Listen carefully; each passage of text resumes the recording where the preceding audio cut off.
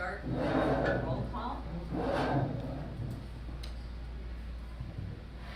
Karen Chang, public member. Debbie Snow, public member. Patty Solomon Rice, speech language pathology member. Dee Parker, speech language pathology member. Paul Sanchez, Executive Officer. Kelsey Pruden, attorney with the Department of Consumer Affairs, Office of Legal Affairs. Rodney Diaz, otolaryngologist, board member. Marcia Raggio, audiologist, board member. Any members of the audience are welcome to give their name at this time if you so choose. I'm Joe Bartlett, a hearing aid dispenser representing hearing healthcare providers. I'm Carrie Bauer, I'm a CAA member. Consumer. Rhiannon Humphreys, Operations Manager for the board. Rose Luzon, Deputy Attorney General, Attorney General's Office. Carla Newman, board staff. Katrina Martinez, board staff. Thank you. We're now moving to public comment for items not on the agenda. Are there any? In that case, for the members of the board, we're moving to number 9. And this is discussion and possible action regarding the July 24th, 2018 FDA letter regarding Section 709 of the FDA Reauthorization Act of 2017, parentheses FDARA, and over-the-counter, parentheses OTC, parentheses hearing aids and requirements.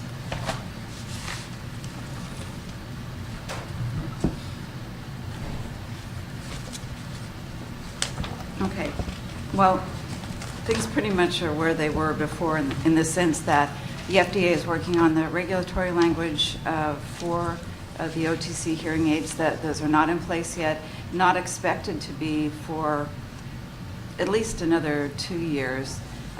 Although we've heard that they're going to try to fast track it. There's others who say that no, you can't fast track the government. That's just not how that works. They are soliciting and accepting feedback from, or input, I should say, from various agencies, including the American Academy of Audiology. I'm sure they're getting input from IHS also and other entities. So there's nothing new to report on where that stands other than they're still working on it. They're working on, as far as I know, some sort of portal so that if there are complaints about OTCs, that the consumer will have a way to complain. Because it's, other than going back to the entity who sold it to them, I'm not sure really how they're going to handle that. Our concern here when this first came out, Paul, was talking about any conflicts with Song Beverly, because there's a stipulation in the current laws signed by the president that says no state or local government shall establish or continue in effect any law, regulation, order, or other requirements specifically related to hearing products that would restrict or interfere with the servicing, marketing, sale, dispensing, or consumer support or distribution of over-the-counter hearing aids. So in other words, states will have no say in this at all. And we thought when this first came out there would potentially be a conflict there, but I'm not sure we went anywhere with it or took it any further. Right, because there's some other language that says that this, and I'd have to look at the language, I think you have it there, that it talks about how this will not interfere with consumer or state warranty protection laws.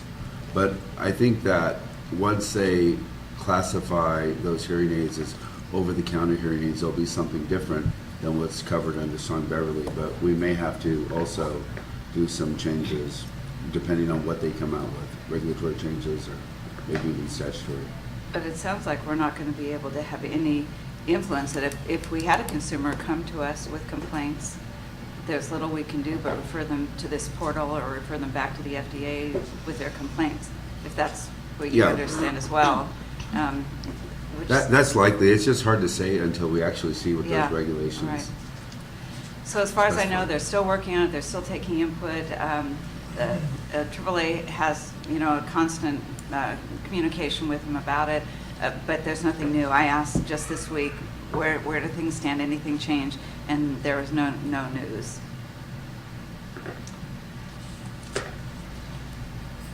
So that's, And Paul, we did post this on the website. It's on our homepage under what's new, that letter, FDA letter. Okay.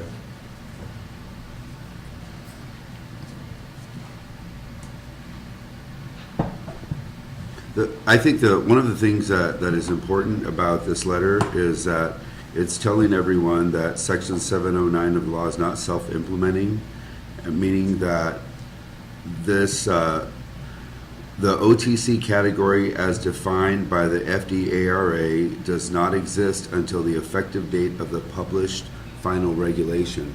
And we have been notified by consumers, by other licensees, that there are licensees out there that are advertising these over-the-counter hearing aids, and I think it's important to let people know, to hold on and wait until these regulations come out. Brianna, where's the what's new? What is it under? Forms, no. It'll be right in the front of our webpage. On the left-hand side. Right there. It comes up with board activity, applicant, licensee, consumer, and forms and public hearings. Am I in the wrong place? Are you on the front page? I think so. And then scroll down, and it's on your left. No, that's on the website.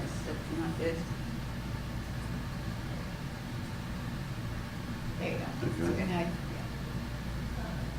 Okay, got it. Thank you. You're welcome. Can I comment? Joe Bartlett, again, Hearing Healthcare Providers, California. I wanted to point out to the board also that a previous bad actor that had been before this board under the McDonald Hearing Aid Center settlement, Interscope, is currently advertising that they have an office in Roseville, California, and that they're selling OTC hearing aids that are approved. Their website blatantly says that they're the leaders in OTC hearing aids. So they were previously in their settlement said to not sell hearing aids in California again, and it appears that they're right back as one of the groups doing that as well. So I know you just spent a lot of time and hours on that case specifically, and Matthew Moore, who I believe never carried a license in California. And I was going to just say, Joe, if you have a specific complaint, you can send it to the board, Right.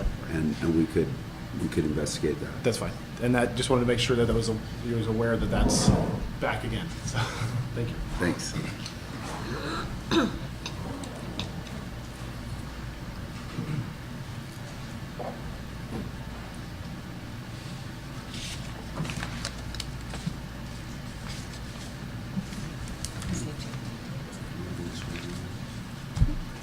You're ready?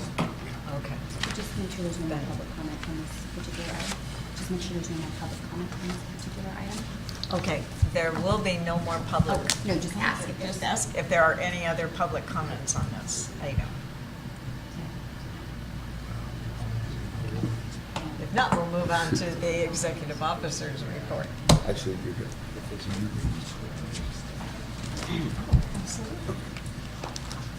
I think we're just Where's Debbie?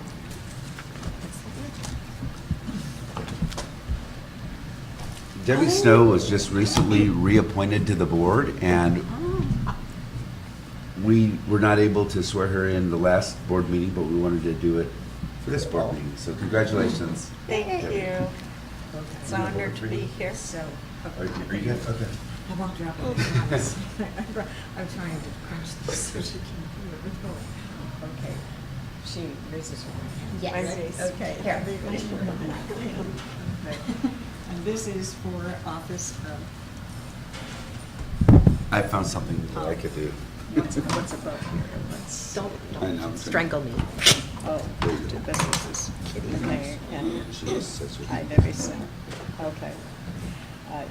For the Office of Speech Language Pathology, Audiology and Hearing Aid Dispensers Board, say aye and your name. I, Debbie Snow, Do solemnly swear do solemnly swear that I will support and defend that I will support and defend the Constitution of the United States the Constitution of the United States and the Constitution of the State of California and the Constitution of the State of California against all enemies, foreign and domestic, against all enemies, foreign and domestic, that I will bear true faith and allegiance that I will bear true faith and allegiance to the Constitution, that I take this obligation freely that I take this obligation freely without any mental reservation or purpose of evasion. without any mental Reservation. reservation and or purpose of evasion, And that I will well and faithfully discharge that I will and faithfully will discharge the duties upon which I am about to enter. the duties upon which I am about to enter.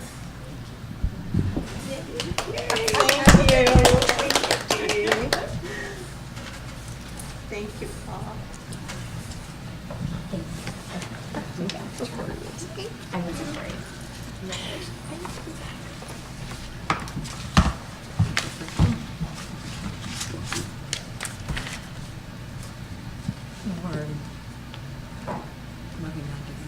Yes. We're now moving on to the executive officer's report.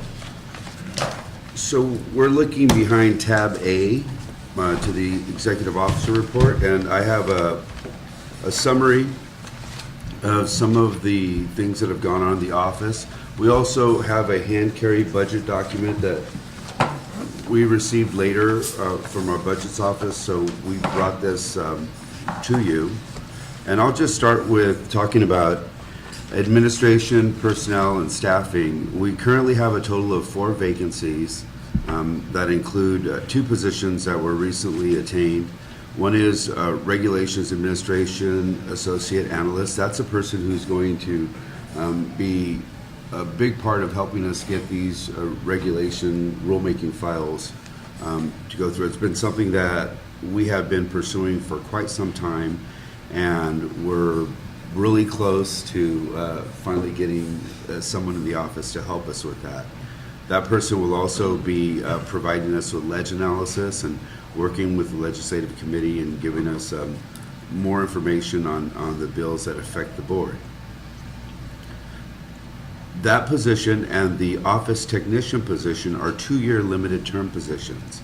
The clock starts ticking on those July 1. So it's really important that we get someone hired. We have been in the process of recruiting since, I want to say, late May. We haven't had as much luck in some of these positions, but the office technician position is a rather important position. We receive quite a volume of phone calls every day, and this board for years has only had one support staff person that handles all the calls, that assists with licensing, that handles the mail, and serves as our receptionist. So while Brian Irwin is doing a great job, and people in the past have done a great job, it's a workload that requires at least 2 people, if not more. So if you hear that the phone wait times are long, or that people can't get a hold of us through the phone, we don't have a call center, we don't have someone available to answer the phone live all the time, but we try to get back to people as soon as we can. We're in the process of trying to fill that office technician position. We have an enforcement analyst position, and that last one should actually be licensing analyst. So we have an enforcement and a licensing analyst vacancy. We do recognize that attrition, turnover, that's going to be a part of what we do all the time. We don't hold out hopes that people are going to stay at the board office for 20 years. Those days are gone, but we are becoming more efficient at hiring people and more efficient at training new people. So staff have done a really good job in training those new people that come on board and letting us know, if there are deficiencies in training or things that we need to improve. Any question on personnel or staffing? Okay. To our budget report, you have included the hand carries. The first item is our expenditure summary report. That's for fiscal month 19, so that's up until the end of May of 2018.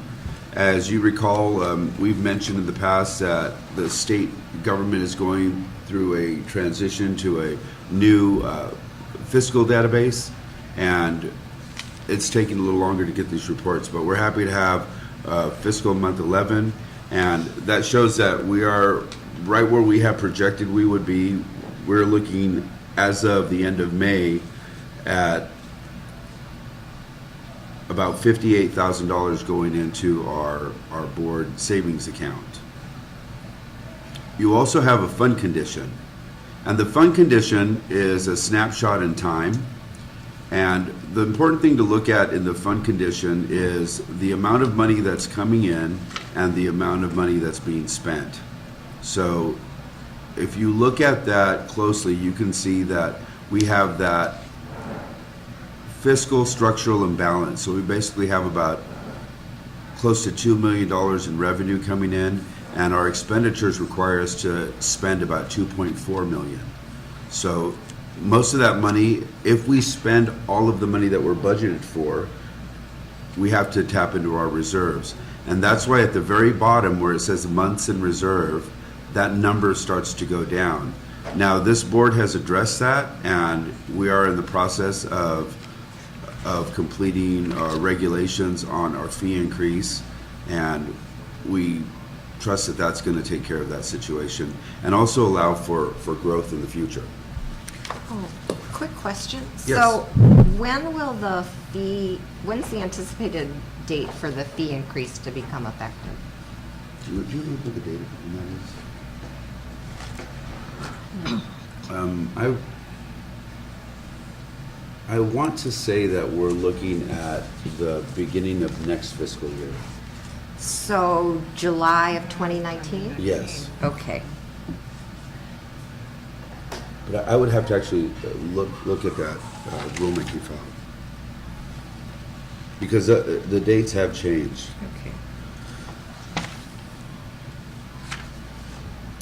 I wanted to now refer you to, let's see where it is. Okay.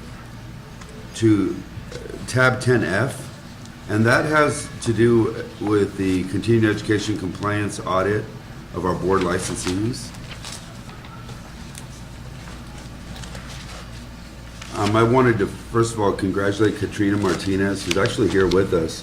She helped us, and actually as a new staff person took on this continuing education audit, which was quite an undertaking. And some of the highlights of the report are that we audited a total of 733 licensees from all license types.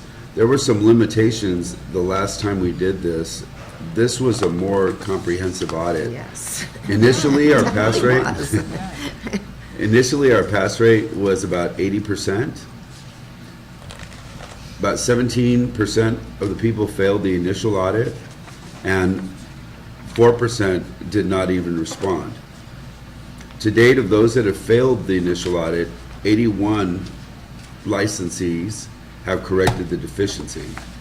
So out of close to 150 people, about 81 of those have corrected the deficiency. Those that did not correct the deficiency were given an opportunity to correct it and were issued a notice of probable violation. A notice of probable violation is the letter that goes out to a licensee to let them know that there is potential for them to receive a citation and a fine. So they were given that opportunity, and some of those we are still in the process of dealing with. We actually sent out a total of 17 MPVs so far, and we've issued 14 citations.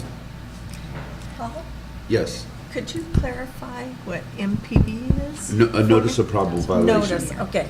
And if they don't follow through with the citation and fine, what is the result of that? Well, if a licensee receives a citation and fine and they don't pay it and they ignore it, then a hold is put on their license. And they can't renew their license. Oh, until so they can't renew. Can't So they renew. can continue to practice until their license expires, but then they won't receive a renewal. That's one thing that can happen. The other thing is, depending on the violation, sometimes a citation can result in more serious discipline. Oh.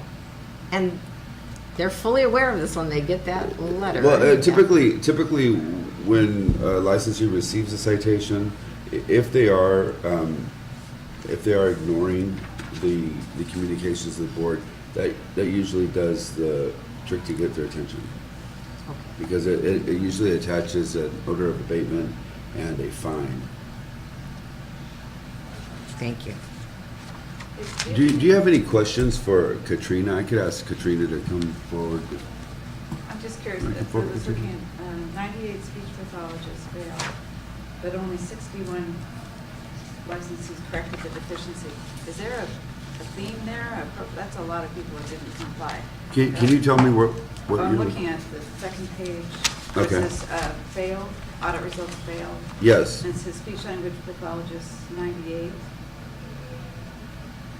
That, I think that has to do with the large number of licensees in that particular population. It came out to about 17, 18%. Yeah, Yeah. and look over on licensees who corrected the deficiency, I assume we then, and it says 61.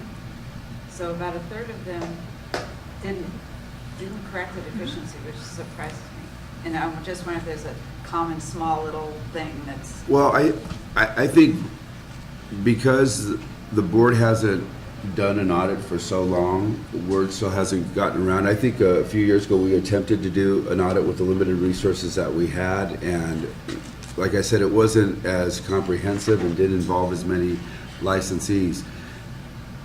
In talking to other boards and other executive officers, because we've had situations where there have been, budget constraints, and this is one of those things that unfortunately gets put on the back burner when there are limitations in staffing. So when you come back from not having done an audit for 5 years or 10 years, or whatever that amount of time is, people, it tends to not be on their radar either. And that's the purpose of this, to make sure that licensees are complying with the law, that they are aware that the board is checking this.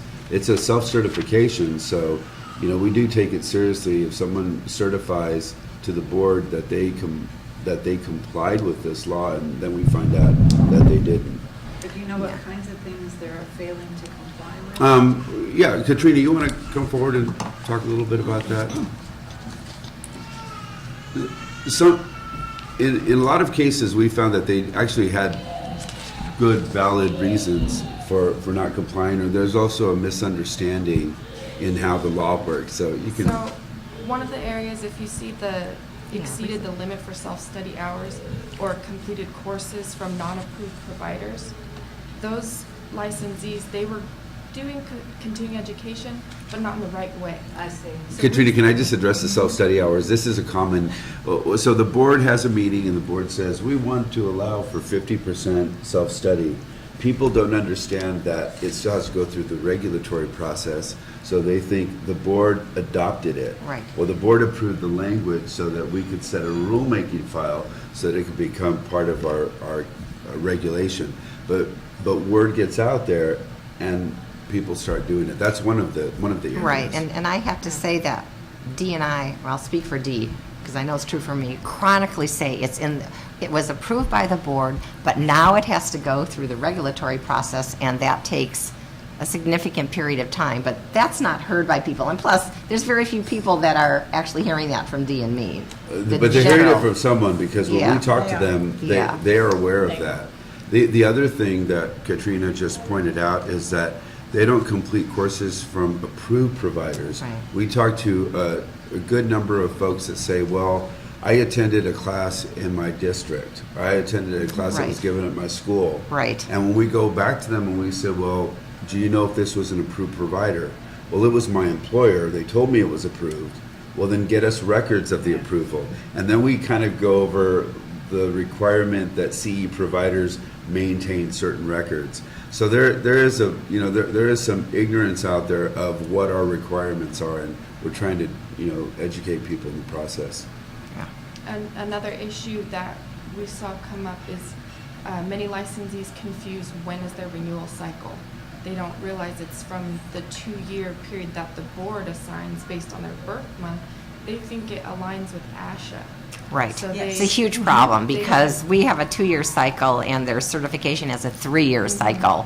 And there's chronic confusion Yeah, about so that. some of those licensees, they were given a chance to correct that deficiency because they made a mistake. They weren't intentionally not complying with the requirement. That's why we definitely tried to work with a lot of the licensees who failed the audit.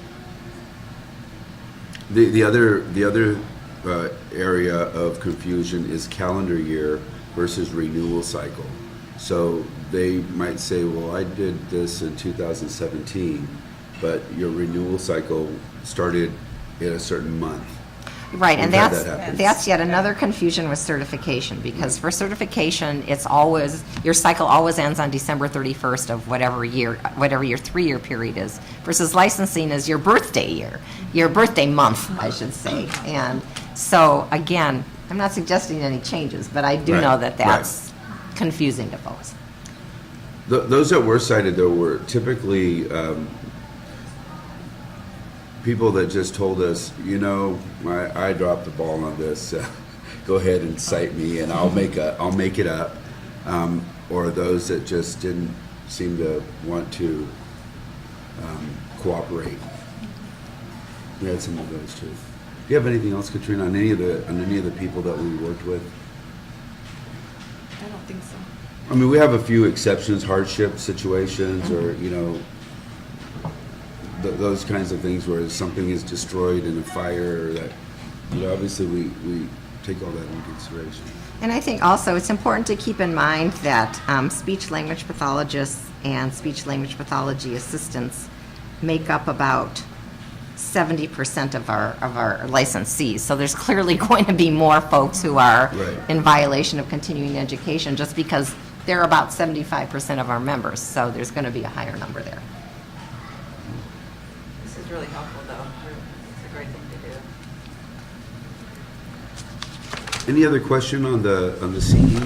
I think it's important that we get the word out and we let people know that we're auditing this. This is something that they're required, licensees are required to do. All licensees for the most part. I have a question. Were there any that were just, you couldn't get a hold of them at all?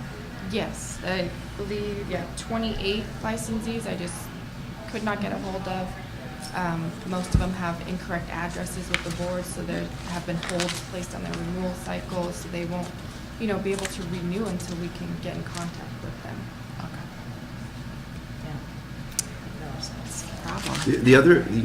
Another issue that came up that I saw it a few times, and we're going to be talking about it later on in the legislation for an inactive license, is that licensees tend to keep their license. They're kind of on the fence. I'm retired. Do I keep the license? Do I not keep the license? And they're not aware that we have an inactive license, or they're just delinquent. They just stop paying it. We look at them and we say, okay, where's your CE for the last 2 years? And they tell us, well, I'm living in a retirement community in Florida. I don't care about this anymore. Stop bothering me. That kind of thing. Is an inactive, I was a little confused about what is an inactive license. Maybe we should talk about that. Yeah, when we can get talk to about that when we get to Because that. I Sure. get a little confused about what the definition of that Okay. is. I mean, when he's like, I'm living in Florida, don't bother me, can we just throw away that entire file or just, keep it on the back so that we don't? No. No? I think there's a process that we need to follow. Or like a process that we need to, okay.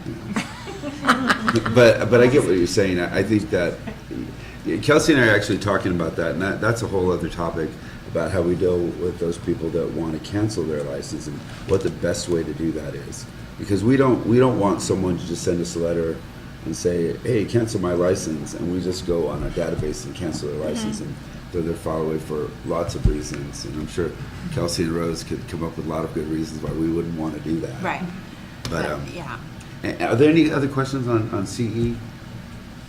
Thank you. Thanks. Thank you. Okay, back to Some good news in our board office. We have actually seen an increase in the number of applications that we are processing. If you look at the number of applications issued every year, that number continues to go up. Which are you looking at? Now, I'm talking about licensing cycle times, but if you actually look at 10C, That's what I want to. and you look at the number of licenses that we issued in 2017, 2018, and you just compare it to when I first came to this board, which was 2014, that year, at the end of the year, we processed about 2,600 applications, and we were slammed. That was a lot.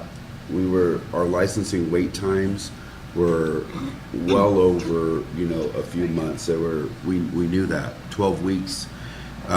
Today, we are processing 3,800 applications a year. So that's 1,200 more, 50% more than what we were doing in 2014, at least 50%. I got to work on my math. They're not quite 50%, but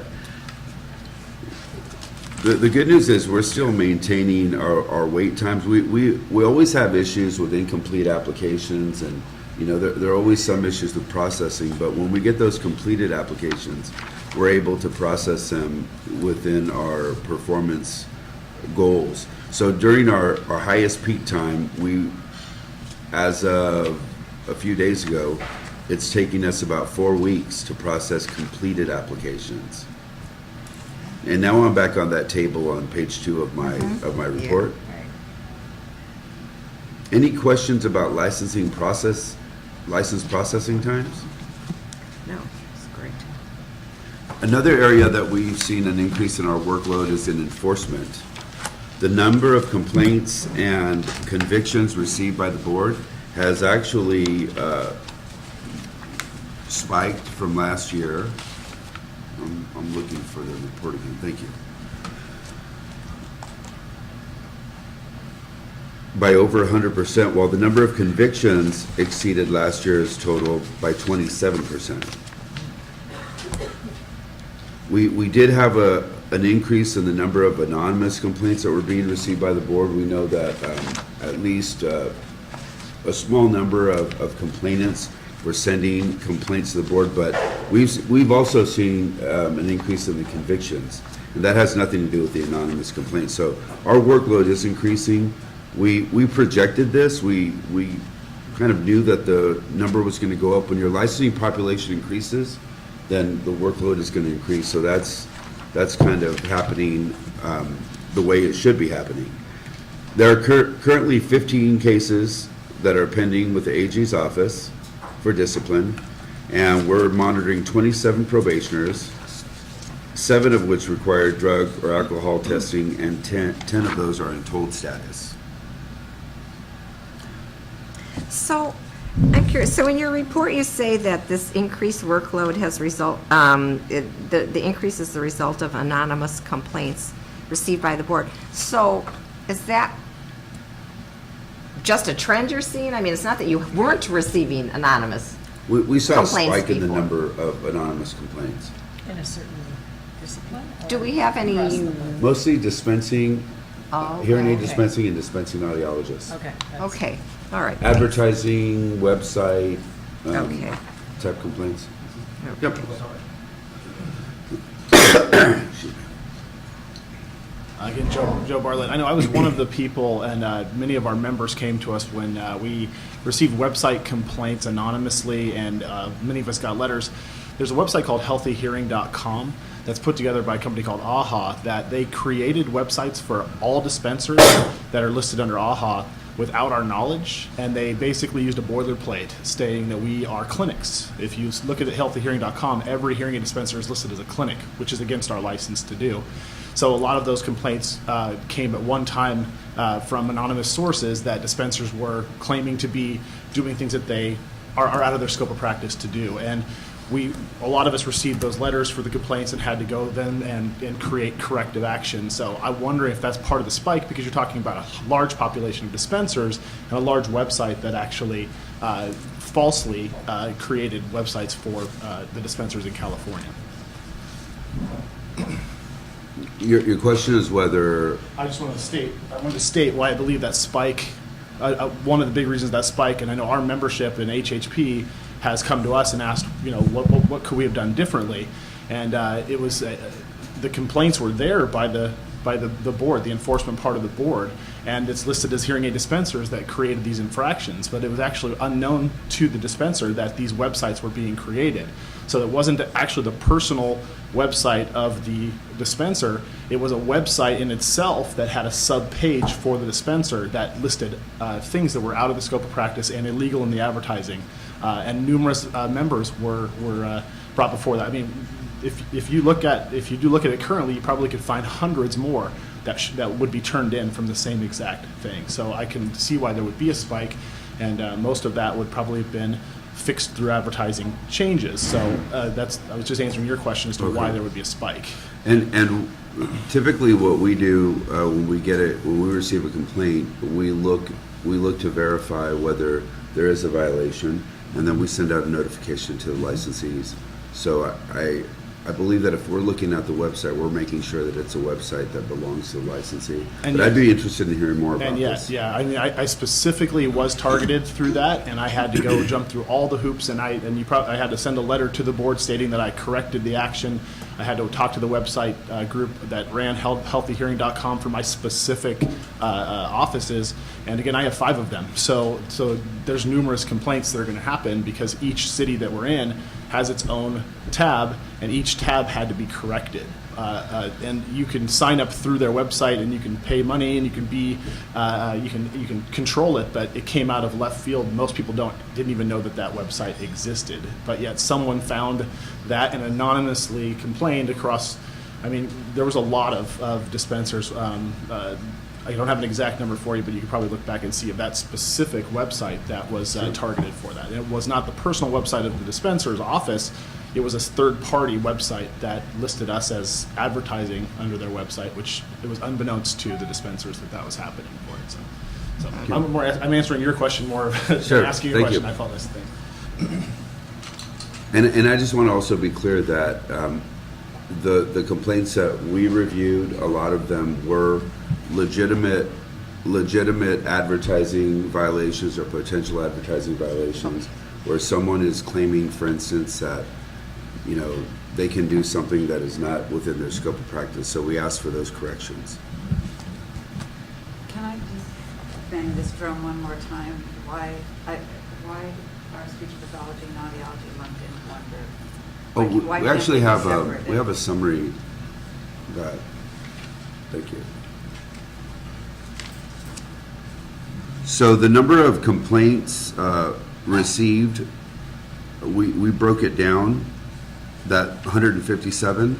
So of those 157, 26 of those are audiologists, 62 are speech language pathologists, 45 are assistants, 18 are RPEs, and 2 are aides. I'm sorry, could you say that one more time? Yes, 26 audiologists, 62 speech language pathologists, 45 speech language pathology assistants, 18 RPEs, and 2 aides. That's interesting. Aides? How can you complain Still against there. an aide? They aren't There are 9 licensed. left. Okay. Yep. Wonderful. And the answer to why it's lumped together is because that's the way the database is set up. It's a old legacy database that we're using. We have not converted to a newer version of that. We're in the process of doing that. It's a big project with the department, but we do have some limitations when reporting. We have a somewhat antiquated database that we're trying to work with. Well, if you can provide these numbers every time, that would be great. This breakdown is helpful. I thought we decided we did a fiscal year because it is like. Yeah, It's that manual. So in order to do this, we have to actually go in and pull the complaints and tally them. So Once a couple year. board meetings ago, we said we were going to do this at the end of every fiscal year. Okay. It's helpful this way. Okay, I've also listed, as always, we list all the disciplinary actions that were adopted by the board, and we have all of them listed at the end of my report for the fiscal year.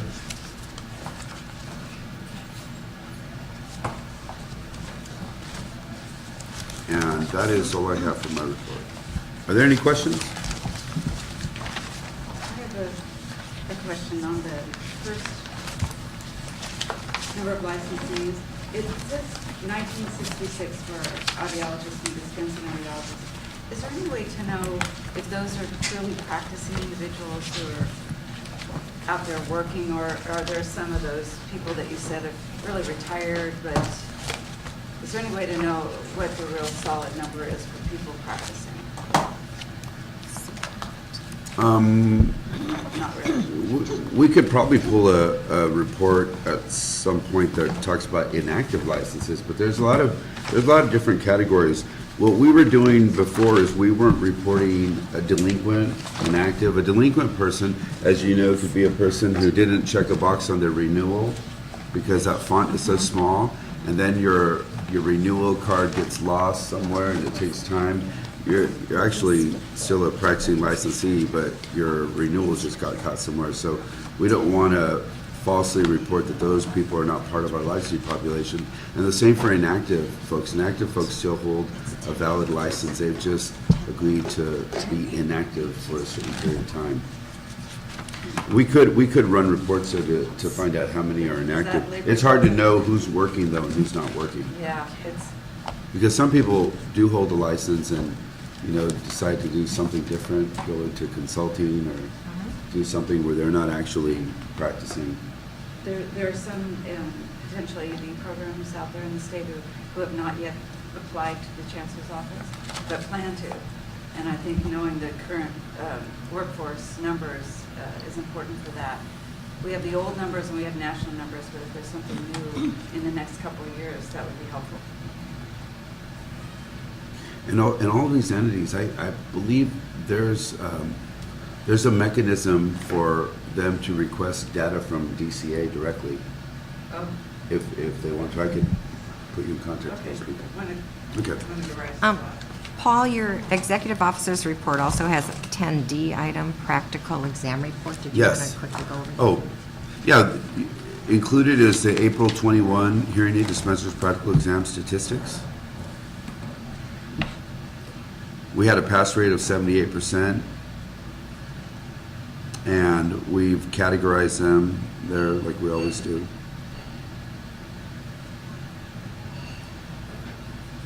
And I think we have one more exam plan for the year. Thank you for pointing that out. Sure. Any other questions?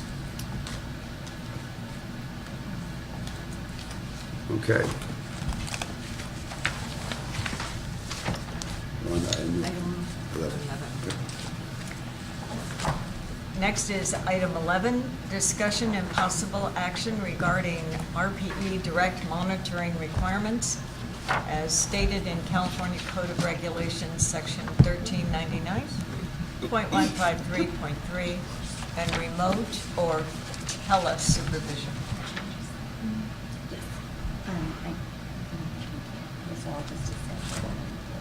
All I did was. So included in your board items are a background document. This is a continuation of our conversation regarding RPE direct monitoring requirements and telesupervision. At our last meeting, we talked about clarifying monitoring requirements and developing clear definitions for those requirements. So we've included language that is our attempt to start that process, and appreciate your input. Do you want to go over the changes? Okay. So based on the conversation that was had at the last board meeting, as well as some information that Patty provided from Asha, was it Asha? Yes. Okay. I tried to put together some language. So starting with 1399.153.3, responsibilities for of RPE supervisors. The first change comes in subsection C. And to be consistent, the first change is using the word supervision rather than direct monitoring, since that's what we'll sort of be defining. And then the next is, again, just the consistency, adding that 8 in parentheses and that 4 in parentheses to be consistent with the way that the rest of your regulations are written. Yes. So then I added, under subsection C, one that says telesupervision of the RP temporary license holder may be an appropriate form of direct supervision if it meets the following requirements. The first requirement is that telesupervision is limited to no more than 4 hours per month for each full-time RPE temporary license holder and limited to no more than 2 hours per month for each part-time RPE temporary license holder. This is half of the required, and so I chose that number based on sort of standards that ASHA had. ASHA does have different numbers requirements, Yes. is that right? Very much so, They're, yeah. they're lower, but they seem to be about half. So that's the number that I chose to model it after. And then the next section, the RPE supervisor shall inform the client about the use of telesupervision and obtain verbal or written consent from the client for the use of telesupervision, and the consent shall be documented by the RPE supervisor. This is consistent with statutory law on telehealth. If a licensee is going to practice in telehealth, they need to obtain this verbal or written consent. So it's consistent with other law. And then I wanted to make sure that it was clear that it's not put on the RPE temporary license holder. It's the supervisor that also needs to obtain this,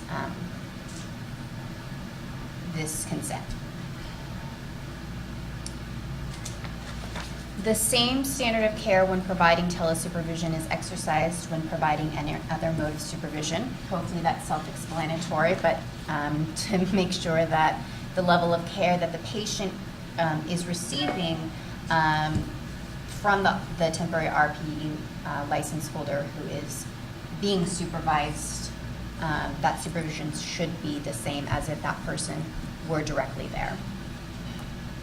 So subsection D, there are a few changes that I wanted to talk about, but so the RPE supervisor has evaluated the functions to be performed by the RPE temporary license holder, or the functions that may need to be demonstrated by the RPE supervisor while telesupervision will occur, and has determined that the individual RPE temporary license holder is able to perform those functions without needing to be physically present, or the RPE supervisor is able to demonstrate the functions without needing to be physically present. So that's a little bit of change to what's in your book. That is based on information that I got from Patty. But there was one other important piece for that, and that would be that if the RP supervisor if you know, I really have to see them. You're saying them is really difficult to process. So So I apologize that we don't have them updated. So the part of that having another California licensed speech language pathologist on site is a variation from the supervision. So the reason that I did not include that is because the board then doesn't really have jurisdiction over that other California licensed, that other licensee that's in the room, because they haven't applied to be a supervisor. Does that make sense, Patty? Well, I understand what you're saying. I feel like I really have to see what you've changed in Okay. writing, and then it probably will still need to be tweaked a little bit more. Okay, but Yeah. adding, so I guess the point about having another speech language pathologist in the room in the event that the functions cannot be performed by either the temporary license holder or they can't be demonstrated by the supervisor adds another person into the mix who Right. isn't licensed by the board to be a supervisor. Because So they don't supervisors the have to be approved. responsibility. No, I Right. understand what you're saying, but can you read what you said?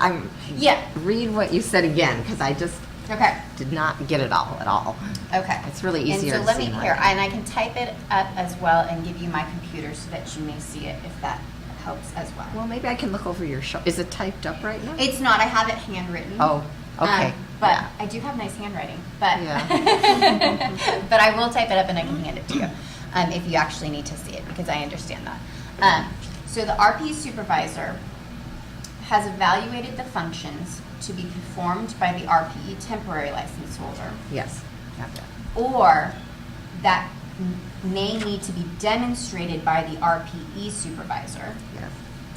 while supervision will occur, and has determined that the individual RP temporary license holder is able to perform those functions, or the RPE supervisor is able to demonstrate those functions without the need to be physically present. Okay, I think that's a really long sentence, so it might Okay, need to we be can put take- into a couple sentences. But also, I think it needs to be clear that if demonstration is needed but can't be provided via telesupervision, the RPE, the temporary license holder, should not be performing Right. that. So That that's needs to be very clearly stated. right. So in that sense, if it can't be demonstrated, then telesupervision is not appropriate. Correct, and that Yeah, needs and to that's- be, That is that not- is how it's set up. So that if you can't demonstrate it, you can't telesupervise. well, I think it goes beyond that you can't telesupervise, it's that the temporary license holder cannot perform that particular procedure. Mm-hmm. If it can't be demonstrated or they can't perform it, right? Right. Do you understand what I'm saying? It's not just that you can't supervise in that area, it's that it can't be implemented by the temporary license holder either. Right. So is that taken care of by saying that if the supervisor determines that the temporary license holder cannot perform that function while being telesupervised, then telesupervision is not appropriate? I think that makes sense what you're saying, but I think we really need to see it in writing and make sure that it's clearly stated. Okay. Because I think it can be taken in a confused way. Okay. So, so I understand. It just needs to be very clear that if telesupervision cannot allow for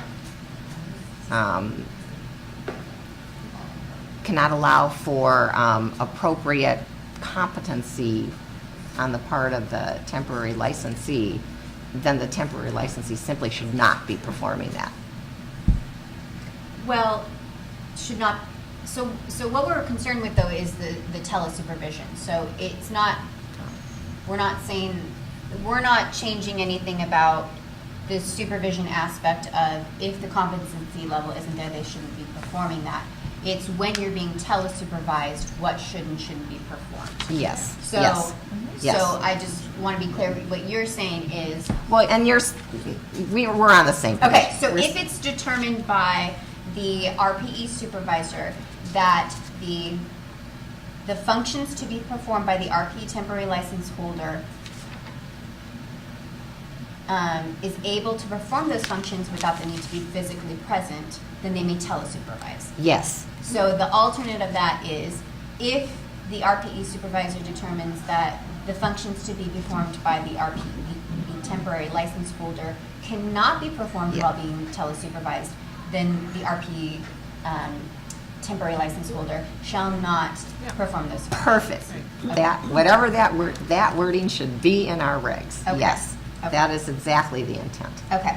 And the same goes for if the RPE supervisor determines that the functions to be demonstrated by that supervisor cannot properly be demonstrated via telesupervision, Yes. then telesupervision is not appropriate, and the RPE temporary license holder shall not perform the functions that need to be demonstrated by the RPE supervisor. Yes. Okay. I don't know if you wrote that exactly, but maybe you can listen to the recording. Yes, I will get it down, and then, and I will break those down into two separate. Yes, I think components. it's very important to be broken into two separate pieces. Okay. I had a question. I stepped out during the reading of A, and I just wanted to clarify the limit on the number of hours. I know there are some ASHA guidelines too on the limit on the number of telesupervised hours, right? Those do not, there's discussion about Okay. that. Okay. And the discussion is, as Kelsey has stated, approximately 50%. Okay. Yeah, Yes, that's why I pulled them Right. forward. I don't know if the board hasn't indicated that they wish to change the supervision hours, so I did not change them. But These hours are more than are required for certification, but we know don't that- have to have the same number of hours. Well, Yeah. I know that the communications that we received from various stakeholders were that they wanted unlimited, they didn't want a limitation on those hours if they could verify that those individuals were qualified. Well, I just completely disagree with that. But I'm just pointing that Yeah. out, that's Yeah. what was requested in those letters. well, stakeholders will have an ability to comment on these Yeah, regulations. right, it's And the board regulations, so will- public The board will be able to comment is make there. determinations, informed determinations based on all of the information that is received from the public. So if the board is okay with moving forward, we can continue. So that was D and E, which we're reading in, and I will take the time to change. And then there's an additional one. The RPE temporary license holder is physically present with the patient while being supervised by the RPE supervisor. And this is just to make it abundantly clear. It's exactly what you wrote, Patty, Yes. but just making the terms more consistent. But it's just making it abundantly clear, even though we do have other regulations that make it clear that the RPE temporary license holder must be physically present, but that it's clear that somebody is with the patient, even Right. though they may be telesupervised. Yes. Okay. So moving on to subsection D, the change there again is just changing it to supervision rather than monitoring. And then I added a subsection 5 just because this was sort of, placement was weird. It was under subsection 4, but it didn't have its own subsection, and I felt that it should be a standalone subsection. And that is at least 50% of the supervisor's direct supervision shall be the RP temporary license holder's evaluation, assessment, and treatment procedures. Only changes there are, again, adding that subsection 5 and changing observation to direct supervision. And those are the changes to the regulation that I have put forth. Well, I am exceedingly pleased with the changes. I think it will help us as far as questions from our supervisors and concerns or questions from our temporary license holders as well. I think it will be clearly stated. And I really, really appreciate the time and effort you put into this. Absolutely.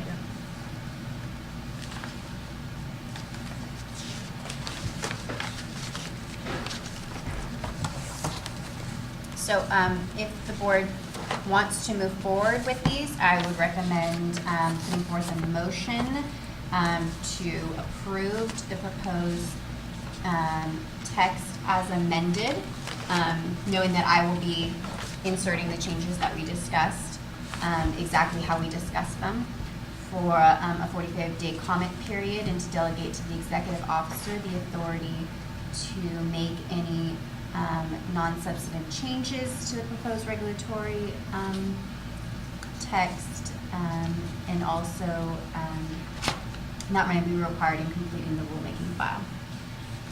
And can you also email us the amended regulations as well? Mm-hmm. Yeah.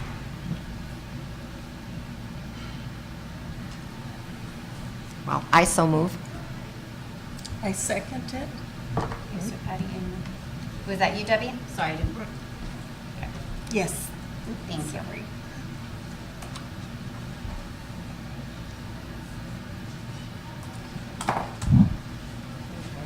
It's been moved and seconded. Is there any further discussion from members of the board? What are your thoughts on it? Okay. Any comments from the audience? Okay. Then we'll call the roll. Aye. Karen. Aye? Aye. Aye. Yes. Aye. Motion carried.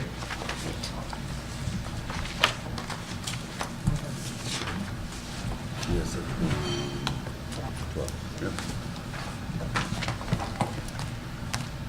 Item number 12 is discussion and possible action regarding supervision of trainee applicants, supervision and training required, and direct supervision as stated in California Code of Regulations sections 1399.16, 1399.118, and 1399.119.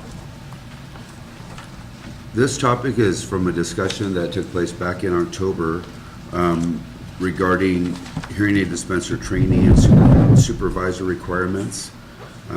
There were concerns discussed about the types of supervision, the amount and types of supervision for a specific task, supervisor requirements, and supervision types needed.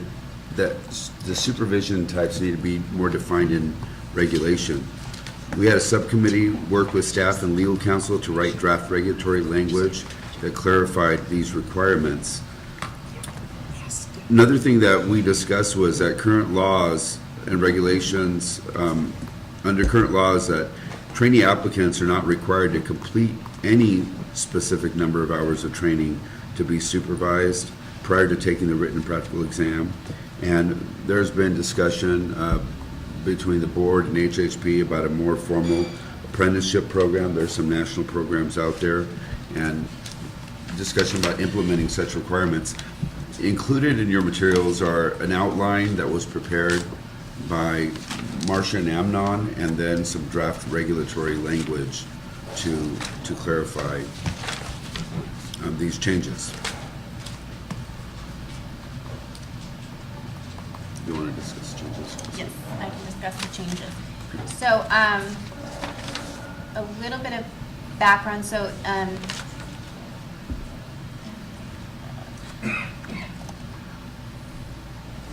a couple of these, so these changes really focus on the actual trainee and not necessarily the requirements of the supervisor.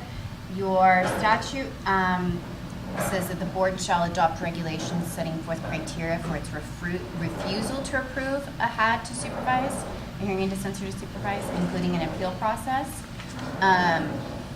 So because there aren't requirements for a hearing aid dispenser to complete certain training before being licensed by the board, I wanted to take a little bit more time to look into what sort of requirements we could require of a supervisor prior to allowing them to supervise a trainee. But in terms of the changes, the first one is in subsection 1399.116. It's adding a subsection C, which requires the supervising dispenser to complete a minimum of 4 hours of continuing professional development into supervision training in the 2-year period prior to the commencement of supervision, and complete 2 hours of continuing professional development and supervision every year thereafter. And that is consistent with your speech language pathology. But it's not. The new slipper, is it the new slipper requirements?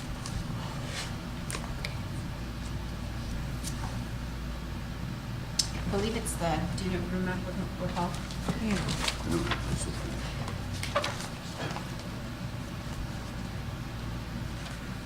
I believe it's our new slipper supervisor requirements. Yeah, I don't think they're in that book because they're not current. That book's not current. I mean, that's not what was approved by the board. Well, I'll be able to check. So I guess that was my big question is this consistent with what the board approved for slipper regs? And I think that's where it came from. That's what we're Yeah. trying to accomplish. Yeah, but The we other should- thing is this language is, this is our first attempt at this. We know that we're probably going to have to continue developing this particular text here. Yeah. I'm pulling it up. I'm Sorry. sure that's where you got it from. Because I guess I might be confusing the SLP supervisor requirements versus the slipper requirements. That's, I guess, what I'm not sure about. I'll just ask Mr. Bartlett if the typical curriculum in the HHP conference offers supervisor training as one of the courses? Not at this point in time, because we offer CE courses, so that, I don't know if that would be a course that would be approved by the board for supervising trainees. What we do with Maybe the, kind of online? Or? our conferences we usually stick to scope of practice, and we usually make sure that every class we're doing has been a CE approved course. So wouldn't believe that would be a CE approved course. Am I incorrect in that? You know, if it for some reason it wouldn't, when we're updating these regulations, we could actually address that too. Yeah, so our conference, we're always looking for content and those sort of things. And in our future conference, we're looking to help train front office people, and also the dispensing for owners as well, and proper care of the social media leads. So those are things that are important, making sure that people are not misled by that kind of thing. So we're looking at that for even our next conference. We always like fresh ideas, and if this is part of either the IHS apprenticeship, they're asking for a similar type of thing on the letter that we talked about yesterday slightly. Let's see, HHP would definitely pick up the baton if there was some sort of CE requirement or club course like this that also could get a CE. We would easily have it in our conferences. And if you didn't, the only other option is they have to go to a national conference of some sort. If that would again be something authorized, yeah. So this would be if there was some way that that's done, because HHP is one of the larger ones in California with specific California CEs and training, kind of looking over that. Nationally, I'm not sure if it would be an authorized by California type program as well. I don't see why it wouldn't be approved, but we could address that in regulations, in the regs. I'm going to ask you something else. Yeah. in a minute, so I've got a few things. I'll sit here. That's fine. You're great. So I did pull up the slip of supervisor, and the requirement is that they complete no less than 6 hours of That's what continuing I professional thought. development Okay. and supervision training prior to the commencement of supervision, and 3 hours in supervision and training continued 2 years. professional Right. development. That 4 makes years, sense. every 4 years thereafter. Yes, that's so correct. it is not the same in terms of the numbers, but in terms of the way the language is set up, it's the same. And Well- the sort of I guess, why should it be different? Well, hearing aid dispensers have a different CE requirement because their renewal period is every year, whereas an SLP is every 2 years. Okay, So we'd have to consider that too. okay, and just remind me, what is their CE requirement? 12 units every year. 12 units Yeah, every we year. Matched with the audiology units at the. Dispensing regular audiologists. systems. Yeah, that's correct. Yes. But still, I mean, it can still be 6 Proportionally, hours this is a of larger number Yeah. than what we're requiring of SLP, so we might want to look at that. So we're requiring 6 hours every 2 years, so, it is actually a is larger more. number. Yeah. Do you want to make it 3 hours then instead to be consistent? I didn't pick the numbers, so I don't. Yeah, I mean, that would be That's the board's. consistent. The current, and has been again, a lot of these things with hearing aid dispensing have been around a long time with no changes. The current minimum requirement is 2 years licensed before you can train a dispenser trainee, and also being approved by the board, or by the DCA, I believe, number 2, as a trainer. And that hasn't changed in time. There's never been an hour requirement, so. Yeah, I guess I'm looking at C, and it says 4 hours of continuing professional development and supervision in the 2-year period prior to commencement. Again, it seems like it should be 6 hours, because it doesn't really matter what the licensing period is, where for SLPAs, it's 6 hours of continuing professional development for the 2-year period before commencement of supervision. I believe that's what you just read.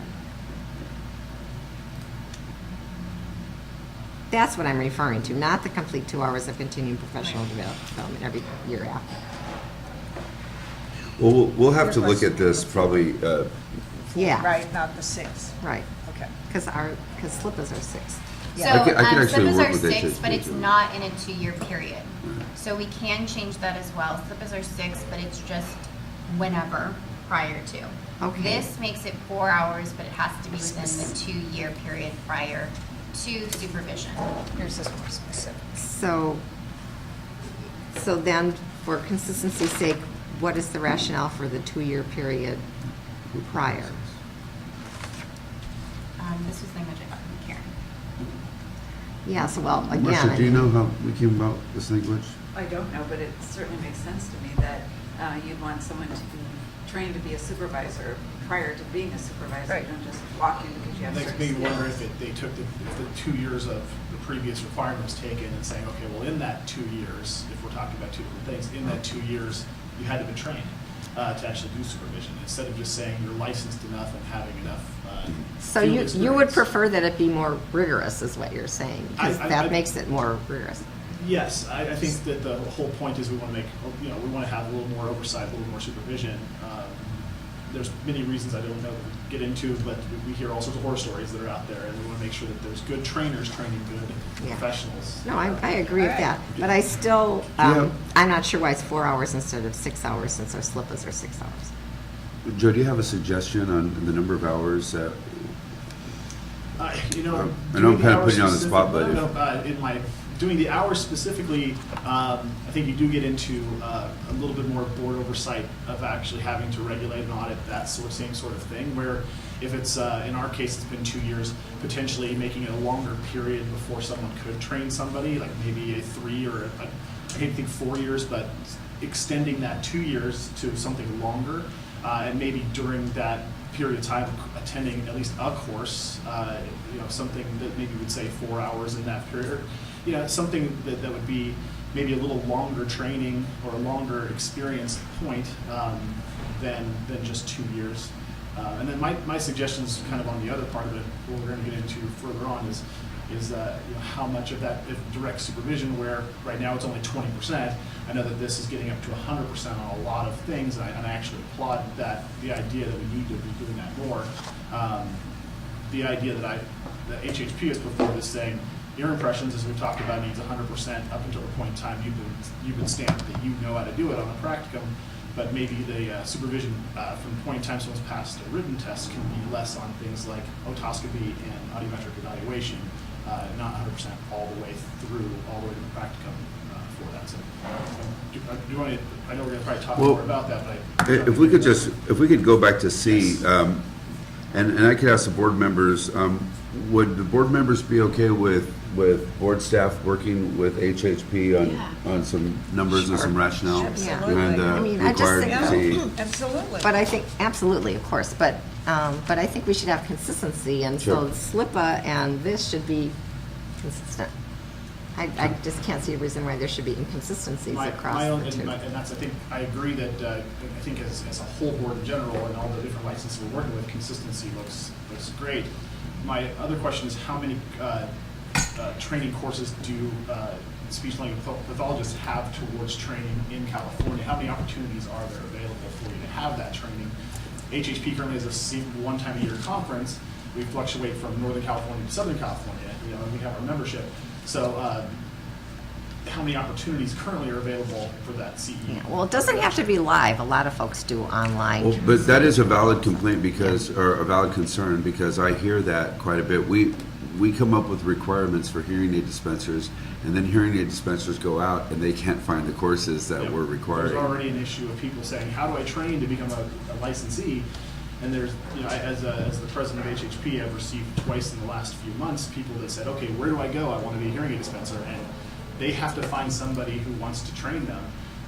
And they can't be just trained to the practicum. They have to be trained as a full dispenser. And often that takes an employee under your staff, and then you basically have trained your competition once you're done. So there is kind of a lack of that step forward in people being trained. So I think this really professionalizes the industry, to be honest. It forces the industry to develop continuing education that will enhance their abilities and, more importantly, enhance consumer protection. So I think this moves the profession forward. I think this is a good thing. I agree. And in parallel to the Department of Labor, the federal United States Department of Labor approving the IHS apprenticeship program, and the detail that's in that, and the year, time that was spent on it, HHP is very behind seeing the training requirements increase. The level of professional increase. And there's part of us that have been doing this for years and years and years, and have seen, CEU upon CEU upon CEU, to where we kind of hold ourselves at a little higher standard than the first trainee that walks in. And I think that bringing up that level means that the person, again, across the table from you that you're seeking your advice, they're going to have a little better basic advice coming from all parties that do that. So we're very behind increasing the level of training. Yeah, so I think this is a good kick in the pants to move it so too, forward. yeah. So California Academy of Audiology has a similar model where they have an annual conference, one in Northern and one's alternating Northern and Southern California. But in every conference, we offer supervision training workshops. So they're usually 3 to 4 hours, as far as I know, and they're particularly for fourth year supervision purposes, fourth year training. Yeah. So I think that industry saw the need and started developing those so that people didn't have to do online or whatever, because it's always kind of better to do face-to-face if you can. So we have that model, and I'm sure you could develop it as well. And I think we have some, again, templates that have been through IHS and through some of the other groups as to what nationally the minimum standard is for hearing aid dispenser, or a hearing aid specialist is what their national title would be. So I think that there's plenty of curriculum that we could work with and work with the board on determining where that should be. The only downside I can see is that if we say, I wouldn't want to drag it out to 3 years, my instincts are 2 years prior, is because you really could meet this requirement if it stays 4 hours in year one, and do nothing else because you've already met it by the time you're ready to supervise. I'd rather see it kind of spread out, so when you start supervising, you're fresh and your information is off the top of your head. Yeah. I agree in a sense, if there is a 2 CEU course per year that someone takes 2 consecutive years in a row, they would also get to this 4 number. And 1 to 2 CEUs is usually something that can be added into the conference at some point, either a morning class or something that we're already looking at a few things with that same sort of idea in mind. So. I mean, I'm not opposed to going to 6 hours. The more the better in that sense. but just not more time, not over more time, but, shorten Uh-huh. that so it's really fresher information. My only pitfall to look out for is, again, creating enough trainers to train. Because there already is, we're looking at a large population of people that need our care, and if we do create a lack of trainers because of too limited of a training program, then you can have an issue of people being able to make it to the workforce to help that as well too. So I do want to say that after some caution, saying let's add some increase to our training, but then let's make sure we also have the ability to have trainers that are fulfilled. So in a sense, is there a tenure type program of someone who's been around 20 years in the industry versus the first year? It'd be just things to look at. If you've already successfully trained numerous people, and I'm talking for myself a little bit. I've trained 5 or 6 employees already, and they've successfully passed their test and are successful dispensers. I would take the course, but I'd probably, just because I'm a joiner when it comes to helping that way, but I'm sure you might have a little bit more blowback of people that say, well, I've been doing this forever and I have successful trainees. Okay. Can't I opt through, or is there any way that I can work with that? There's an immediate bottleneck of everybody having to get that same sort of course and training that happens. Yeah, but I have to be honest with you. I've been supervising students forever, and anytime I take a supervision class, I learn something. So I think that there is no lack of learning that can take place by taking a continuing education class that you believe you have expertise in already. And also, I'm thinking this could be a boon for your conference. If this is a requirement, you're going to have a lot more people coming to your conference to get that training. It's true that there's ways to look at that. I try not to look at the fiscalness of our conference when making the decisions on that type of thing. But if we're able to have a required course, then that does help. But that also does make it. There are other groups that can open up and say we're going to have a weekend course where you can have your CEUs. So, great for us. But then that does create. It creates commerce for other people. It does. That's true of CA as well. Yes. Sure. People do that, and that's how that is. Yep. Yes. Should we continue? So I'm not sure that we came to a consensus on the number of hours, but we can continue on. So now we're in 1399.118. The first change is to subsection C, and that adds at least the following, just making it a minimum, obviously sort of encouraging that individuals can go above and beyond. But here is my question to the board. Should there be any sort of time period? So is it that training should be, and I think this kind of goes to what you brought up, should it be throughout the entire temporary license? Is it the first 90 days? Is it the first 180 days? When does this training have to occur? Is my question to the board, because I didn't really have a good understanding of maybe when it should be occurring. Which item are you referring to again, Kelsey? In 1399.118. Yes. And subsection C. Oh, C, okay. Training consisting of at least. So this is the training part, not necessarily the supervision part, which we have sort of defined when you need to supervise. But when in the temporary license stage, does this training have to occur? Does it have to occur throughout, and then you give people the ability to decide, okay, on Monday we're going to do pure tone, air and bone conduction, audiometry. In 1 month we're going to do word recognition. Does it have to occur with?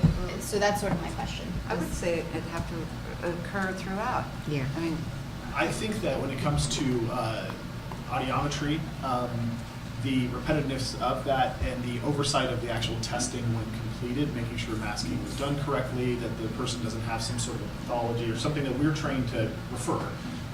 If the person is being consistent with audiometry, it can become very redundant to continually look over a test for the entirety of the training, or to look at every button press. I guess the direct supervision versus, is that what we're talking about basically? Well, we're talking about the actual training part, not the supervision part. Okay. So we sort of define what needs to happen during the supervision part. But it says you need to do this type of training. You need to train in, speech recognition threshold. You need to train in hearing aid troubleshooting. So I think that the answer would be that throughout and every person, really. In my personal case, because there isn't a training course set up for that, I would have my trainees sitting right next to me as I'd be doing every aspect and every test. We do we do pure tone, we do SRT, we do word recognition, we do MCLs, we go through, and they see the repetitiveness. And so if you're doing, 10, let's say 20 tests a month, it's just a minimum. I'm sure a lot of offices do a lot more than that. Every one of those tests is a training opportunity. That's how I've basically done it. And then on the impression side of it, it's more of a shadowing type thing, as well as the book work that's basically done at the same time. I've used the IHS distance learning in the past so people can actually have a book and be learning about what pure tone is. So there's been some independent study, but there is quizzes that happen with that as well that I've always go through and see with my trainees how they're passing those quizzes. And if they're passing the quizzes well, they're understanding the concepts, then that's where I will actually hand off and let them actually touch a button and push and give someone a tone and physically work from that. But that's... Can I speak to how it actually probably works in most private practices or dispensing practices, is you schedule 20 patients a day. Every patient who comes in is going to have a different requirement or need. One will need an annual hearing test, the next one will need some hearing aid adjustment, the next one will need an ear mold, and it'll vary throughout the day. So, and then the next day will be another collection of people with their issues. So I can't imagine you wouldn't be involved in all of these things all of the time. Yeah. Throughout the 6 months. So yeah, I just didn't, I do not work in this realm, Yeah. right? So I just wanted to make sure that it's understood what the expectation is. So if we say training consisting of at least the following throughout the duration of the temporary license or Yes, something to that's that great. effect. Right. Amnon and I Throughout there. put I do together a have one list of... comment on this only for the current accessibility when I know when it comes to dispensing is item number 10, using real-ear equipment to verify fitting.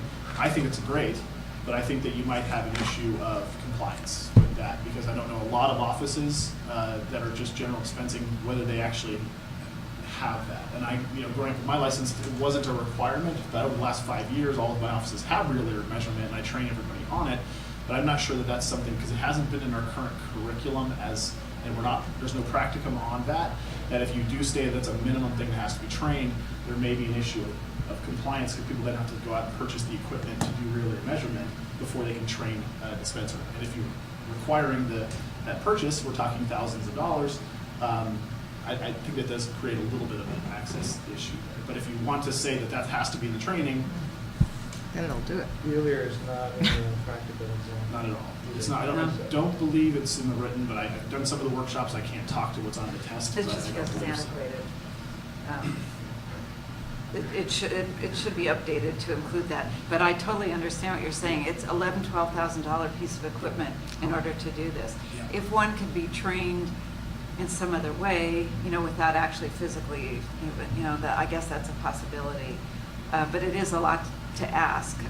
Now with the occupational analysis coming out, again, we're seeing what the basic dispensing office does. And if the basic dispensing office is doing real-ear measurement, then it would make a lot of sense that the training should require that they know how to do it correctly. And that's how the tests have been created in the past, is the occupational analysis leads to the workshops that create the test. But to find out what the percentage of dispensers are actually doing, then we can create the tests going forward for that as well. The American Academy of Audiology has looked at this issue, excuse me, and doing real-ear measurements on every hearing aid patient is best practices, no doubt about I it. agree completely. The reality is only about a third of audiologists actually do it, even those who have the equipment. It's very time-consuming. It has some drawbacks to placement, microphone placement, and so on. So people will tend to use the old, how does this sound? That's right. Exactly. Instead of using that they should. And so asking them to go to that expense is, I think, So, two options. I would say here. knowledge of, perhaps. Knowledge of. Knowledge There you of. go. I think knowledge of, right now, I think it's actually asked knowledge of verification techniques. The real-ear measurement is not, because there is a SRT sound field that can be done. Most people would have at least a calibrated speaker around them. Some sort of verification technique shy of how does that sound? Well, Is the whole the point. COSI and the AFAB and all those are- surveys are also easy Yeah, and so cheap. that's currently the accepted practice, is doing some sort of verification technique. So taking real ear measurement as this specific using real ear equipment, but knowledge of techniques to verify fitting. But I would, or- I would point that out specifically. It is the best practice. Such as- Knowledge of Yeah. that one. Yeah. Yes, knowledge of the others is good too, but this is the one that's kind of essential. Going in the future, I think it'll be maybe cheaper and more people would do it. And I agree that that would have, I believe through the occupational analysis, if real ear measurement is something that is used, but knowing how to at least know the results and work with that, just like we've done with, we have to know what tympanometry is, but we don't have in our scope of practice to actually do tympanometry. So real ear kind of, it's in our scope, but yeah. Yeah. So I think there's room to work on some wording for that. Yeah. So, Rod was sort of, Dr.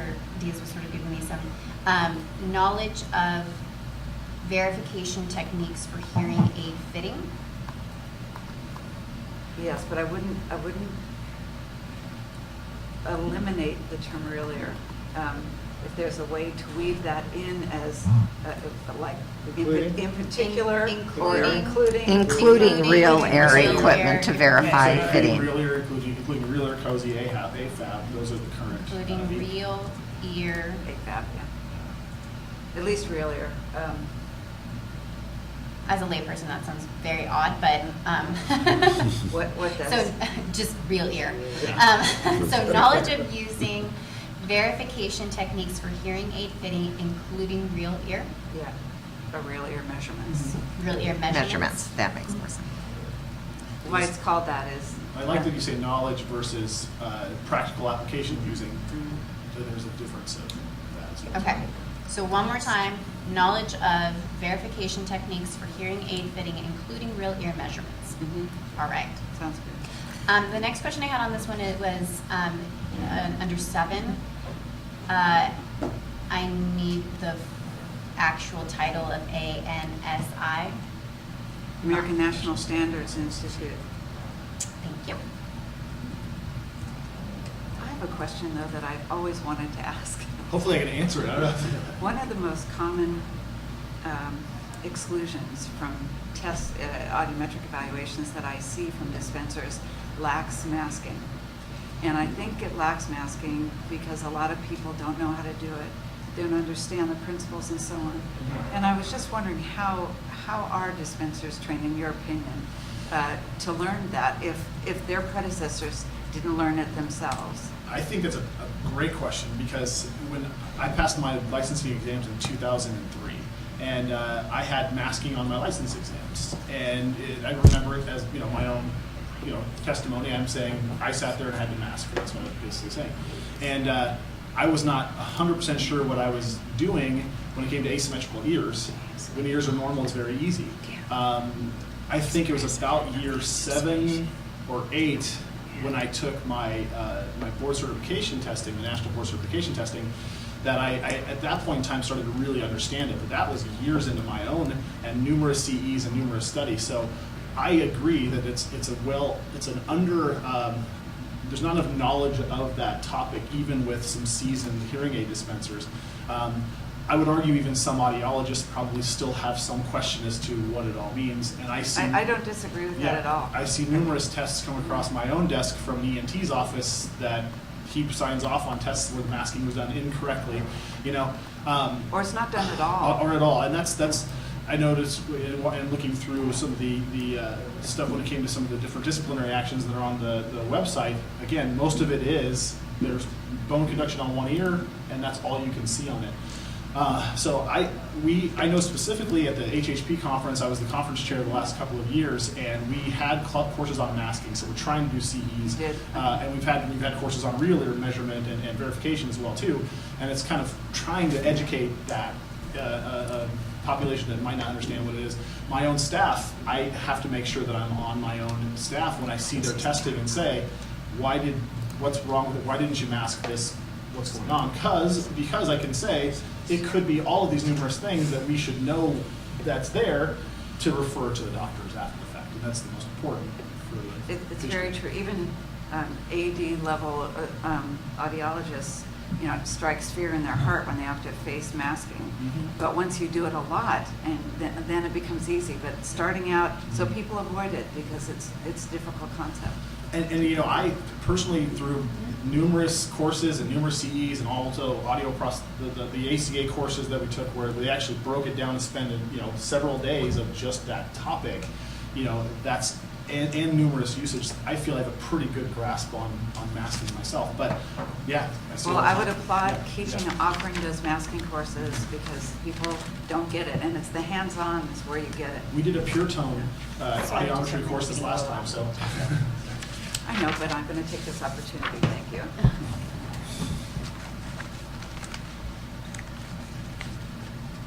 Okay. So Kelsey, have you got? Yes, I got that. Okay. Okay. So, I won't read off all of the different training unless there's any other changes that are being suggested for subsection C 1 through 11. And I don't have any changes, but just for consistency's sake, did you want to capitalize the first letter for? Yeah, that's what I was thinking. 7 and 9 and 10 Yes. and, yeah, just for consistency's sake. Unimportant, but. How much of the information that Amnon and I put together as kind of a wish list are incorporated into these changes? This is exactly what you gave. I did not change any.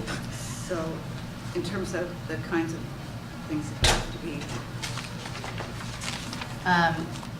In terms, I did not make any of this up. So training isn't all these things. Training. Does it also say supervision has to be provided? Is that inherent? So supervision is the next. I am, one point, if I'm just not reading enough, I'm not seeing an ear impression, creating an ear impression on this training. And if it's lumped into something I think it would be a little more ambiguous, I think it would deserve this line item of the training. It is in our wish list here, but I'm not sure. I'm not seeing it through 1 through 11. Show I'm up. sorry if it's changed since that, or. You don't have this page probably. I just have I'm reading the 1 through 11 Yeah. that was there, so I'm not sure if there's another point. If we are listing topics of training, I think that would be. Do we have a copy of this, Amnon, or the first page in this section Yeah, you can use it. on the back, or did we not bring this? So I have the first page here. Oh, is it? You have this. This is Oh, okay. the outline. This was the language though, so I was curious. You referred to the outline. I have this. Yeah. Okay. I just was saying, I was talking about specific training So I'm not language, sure. is what those are listing, so. Well, you've talked about how difficult that is, so it seems like it should be included in the list. Well, here impressions.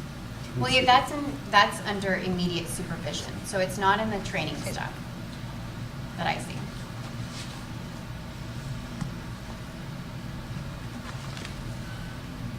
I don't see it. They're supervisors. I would argue that at least in training, the supervision would be the act of creating an impression, but I think supervision should be an assessment of an ear impression for usage towards making hearing aids.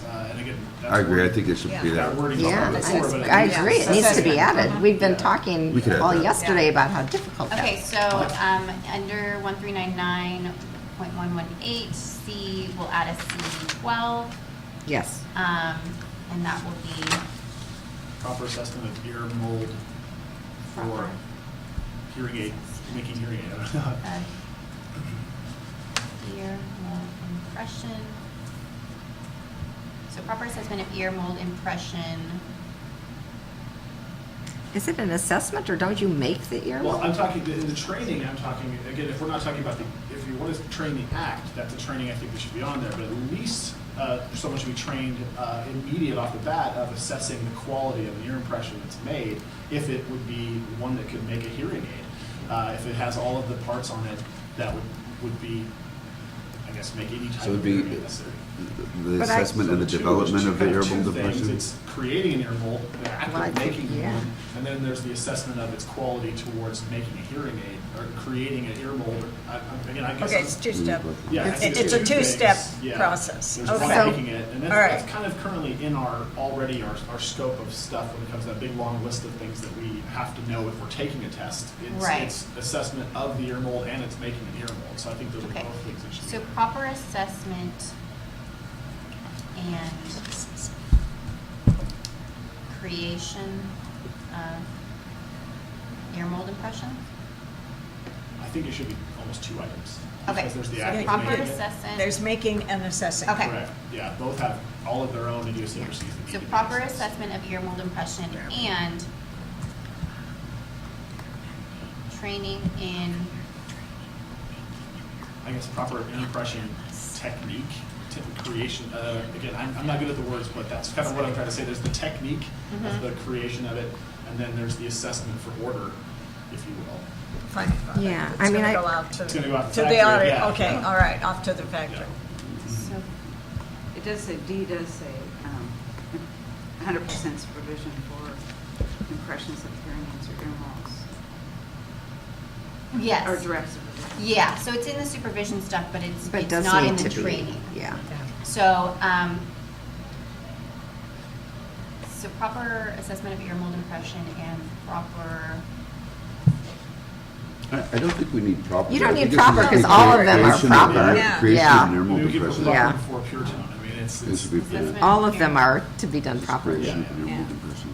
and creation of ear impression. Okay.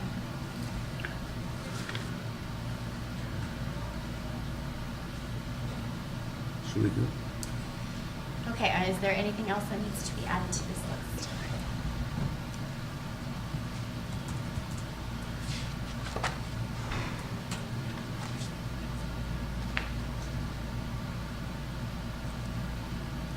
Okay, so moving on, D just changes chapter 5.3 of Division 2 of the code to just be up to date. I moved the supervision part into 1399.199, so that's why G1 and G2 are no longer, but they are incorporated into 119. So in 13199, the first edition says that supervision shall be provided for the duration of the trainee applicant's temporary license. So maybe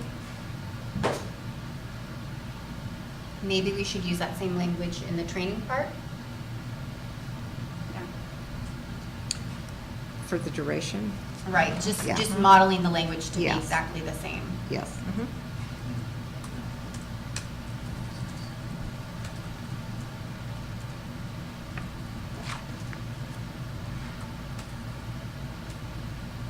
Okay.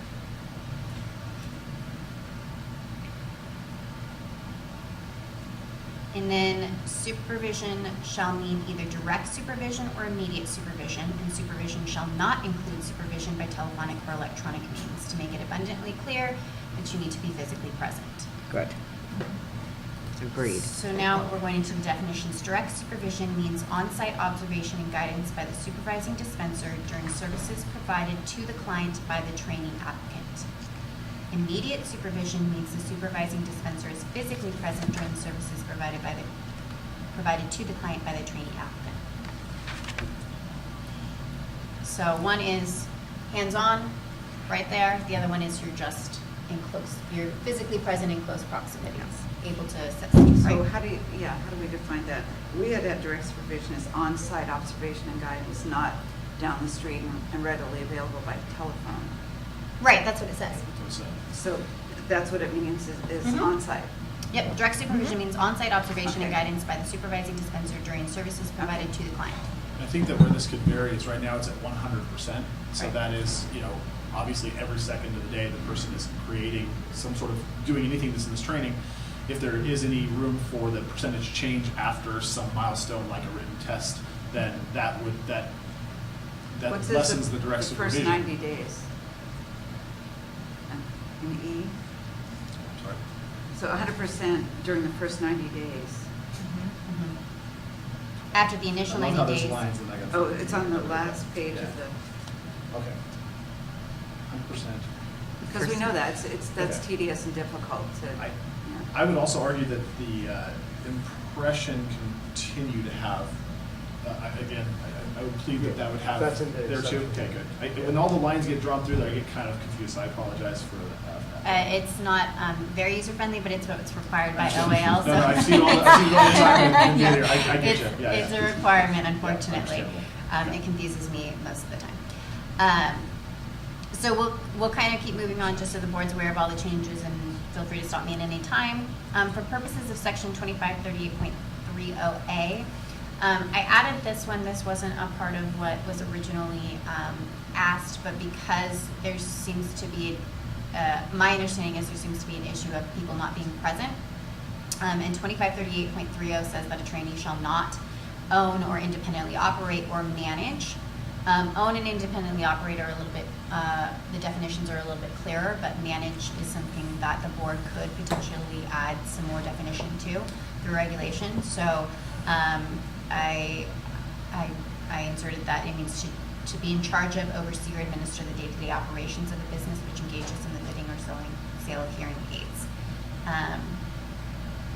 So that some of the situations that have been described to me in which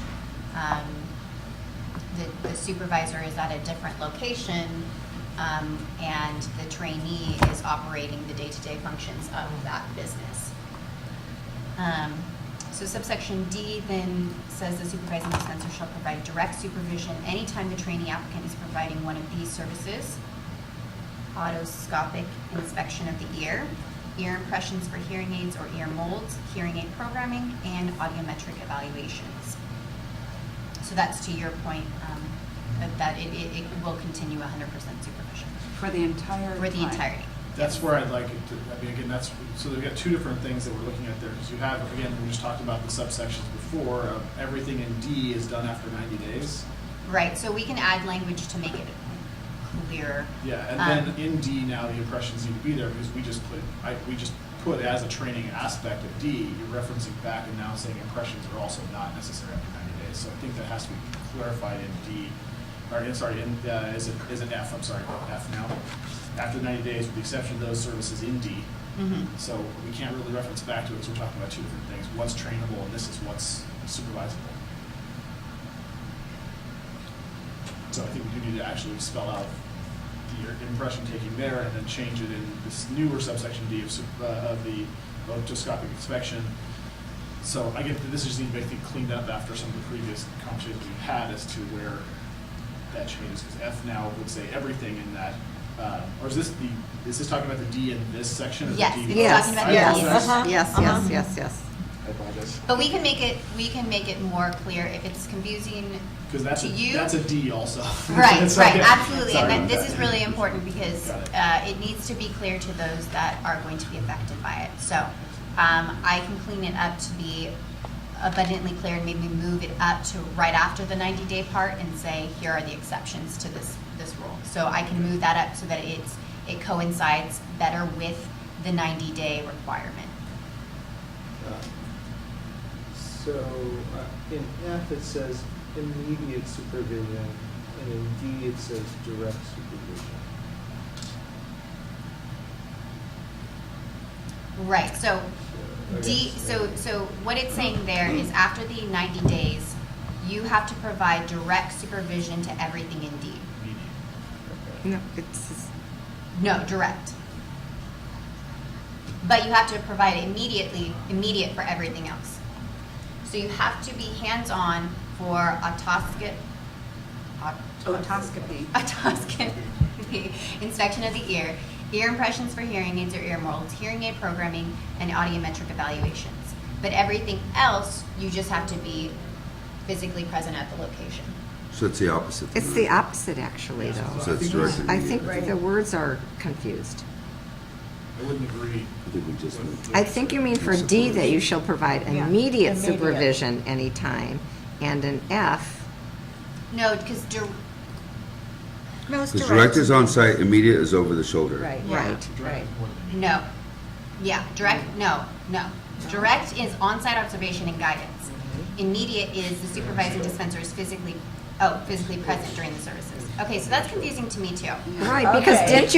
didn't we say we want them? You want to be right there Well, and I versus think in the that at a point in office. time when it comes to some of these can be, again, based upon after that 90 days, what percentage are we changing? Because if you're saying that they need to be supervised XYZ amount of time, then that person isn't in direct or immediate. They could be, again, it just needs to be spelled out. Right. And clarified, and then we can even say, okay, now where does this Which is, sit? you're right there. I don't know that if we can sit and change it today, that's great. Okay, Kelsey, it's right there? or- I think it's, yeah, I think I it should be. think the definitions Kelsey and I were looking at were consistent with the SLIPA definitions. So the SLIPA definitions as found in 1399-170C, direct supervision means on-site observation and Right. guidance by the supervising Right. SLP while an activity is performed. Direct supervision performed by the supervising, so yada, yada, yada. Okay, and then D is immediate supervision means the supervising speech-language pathologist is physically present during services provided by the client. So I think the intent is that immediate is over the shoulder. Yes. Direct Yeah. just means that they're on site. Correct. But, So I read it differently. And I think that's the way that it's. I the understand, medical- when I think of it differently. I think direct, if you're on site and guiding versus physically present, to me, physically present means you just have to be there. oh, that's what I'm getting confused. See, I In the don't. room. Direct is in the No, building. physically present means in the In the room. room. Minus tele here, like minus telesupervision, which is not even Right, so on-site observation. So D needs to be immediate. Yeah, D Yeah, needs to D be is immediate, So- and, Yeah, we want those things to all Right. be immediate. So Right. D should be immediate. immediate. And Can we- F should be F is immediate. direct. Since it's so confusing even for us, we're arguing this, I think, can we say, if it's immediate over the shoulder, can we write in immediate over the shoulder? Yeah, that conversation has happened probably, that's something that we talk about a lot, and I think we just end up back at immediate because it can be impractical to actually tell someone. Over the shoulder? My other thing, we cut out the review and countersigning of results of each fitting of sale of a hearing aid, but I think that's actually pretty critical. Hold on one second, that's- Sorry. Okay, so did we make that change for D? It's immediate supervision, and then for F, it's direct supervision? Find it. Kelsey, No, have we yeah. clearly I find it? am changing it right now. Well, see, I think F they should both be needed because it says with the exception of those services. Right, but with the exception of those services, they can do direct. Right, so F is saying that after the 90 days, so the first Yeah. 90 days, you need to provide immediate supervision. You have to be over the shoulder the entire time. After the 90 days, With the with the exception of exception. those that we spelled out that always have to be immediate, you can directly supervise. Exactly. Yeah. So, But for those services in D, Right. you have to continue to provide. yes, services. that's correct. And so I am going to model the language to be more clear, so that it's also probably move the language so that it's closer in proximity to make more sense. Oh, But now that I understand the immediate and direct, I have always understood the intent, but Okay, yeah. I understand.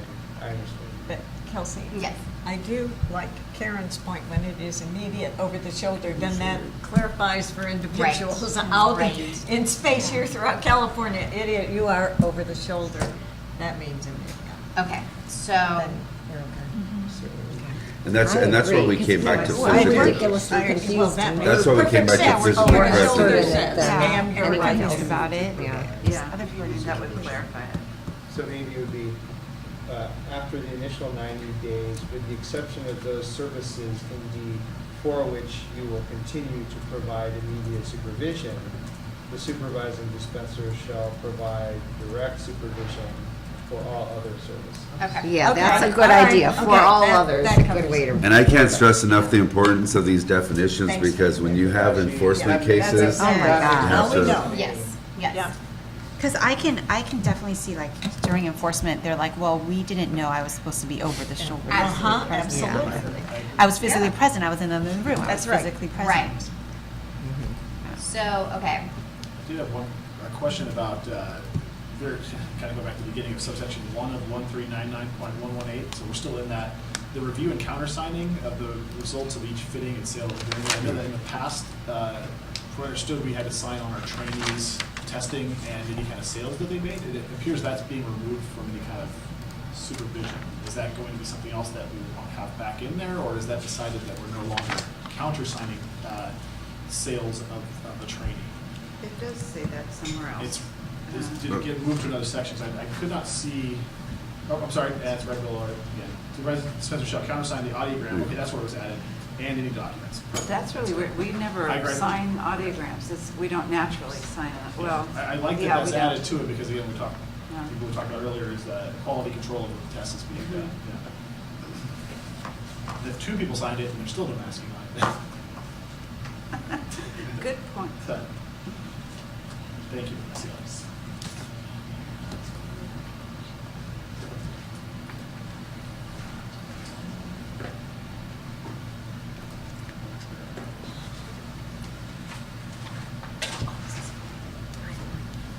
Okay. And then I added just that last part that was in the former section, because I made that section only about training and this section only about supervision. I added that last part to consolidate that the supervisors shall be responsible for providing supervision until whichever the following occur. They obtain their permanent license, or they give written notification to the board that they are terminating their training.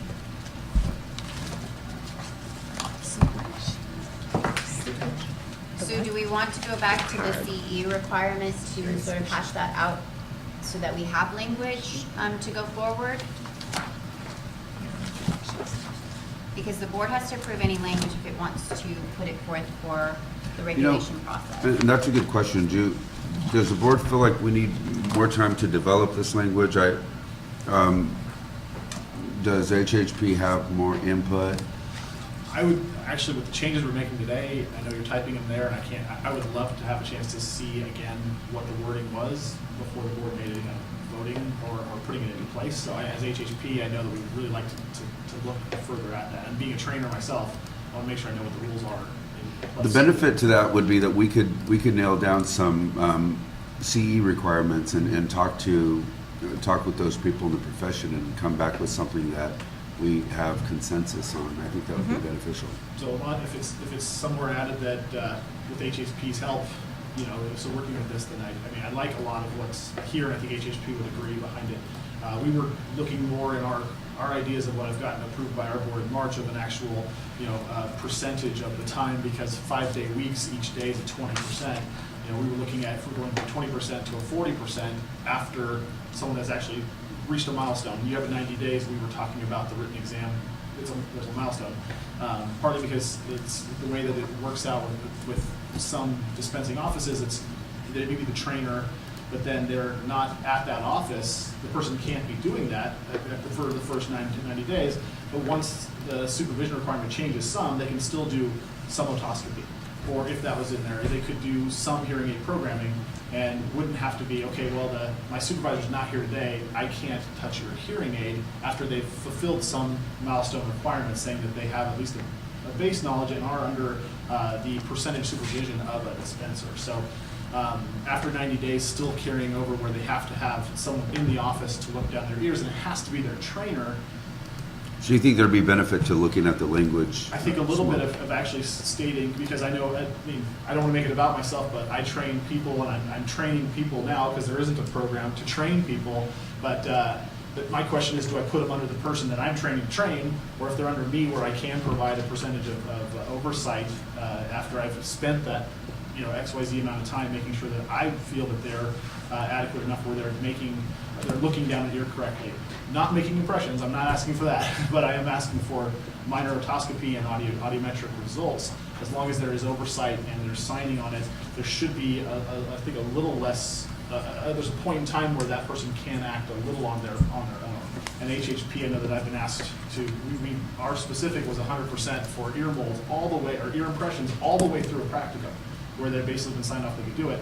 But things like otoscopic examination, audiometric testing, once a milestone is hit, either, like I said, the written test or in your case, you're saying a 90-day period, that person then can act and do a test, but under that direct supervision, at least what kind of supervision would that be considered, where they are auditing of the tests and auditing of the sales, and everything that they're doing is signed. But we could talk more about that if the board feels like we need to maybe discuss this some more and come back after getting feedback from the hearing aid dispensers. We could come back at the next board meeting with this language. If everyone's okay with that. Yes. Thank you. I will be there in November. I already got it on my calendar. Sacramento, right? It's a lot closer than Sacramento. Okay.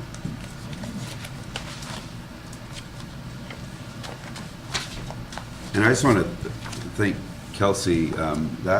I think we really accomplished a lot with that language, and from an enforcement perspective, from an administrative perspective, that's a lot more clear than what it has been in the past.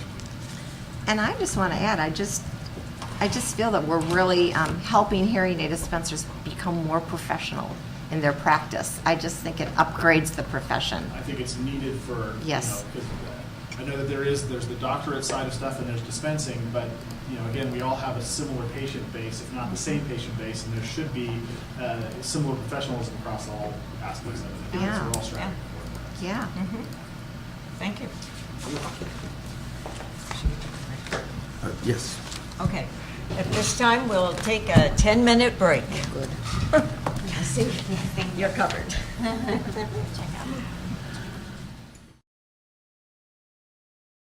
My understanding is once a bill goes into the suspense file in an appropriations committee, it kind of dies there. So I don't know that this is going to go further, but I'm happy to report back after the 17th. Okay, the second bill is AB 1659. It's under behind tab 13B.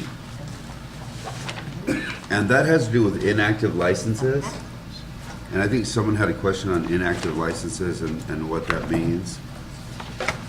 But typically an inactive license allows a licensee, as long as they pay their renewal fees and maintain the CE requirements,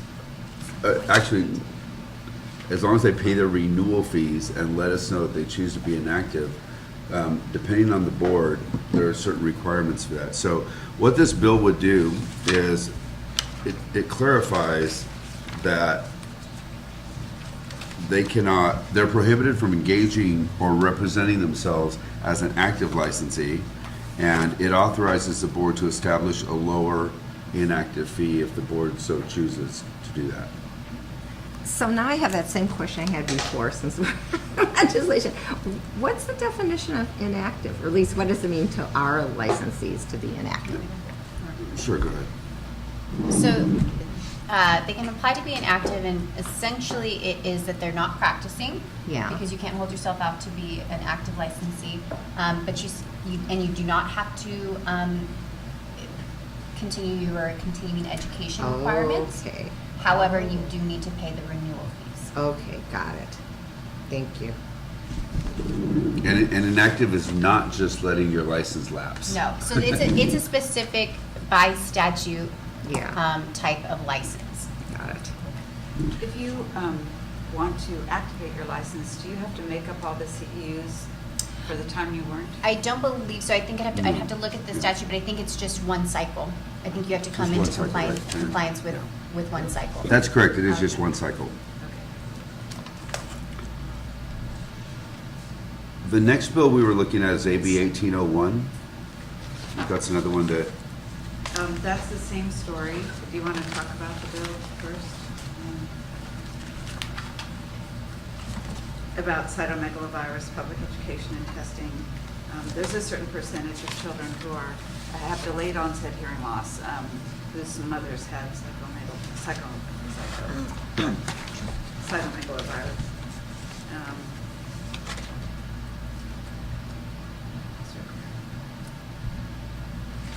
tracking and intervention. I think they want to have more attention paid to it, a registry perhaps continued.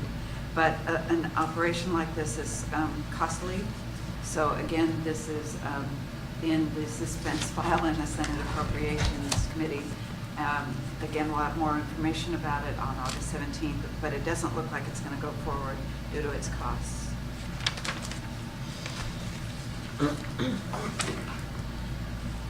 The last bill that we're looking at is actually a rather important bill and has a huge impact on our enforcement and our discipline programs.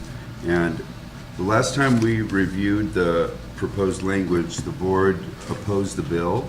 Right. They have made some amendments, and I want to just point out what those amendments were.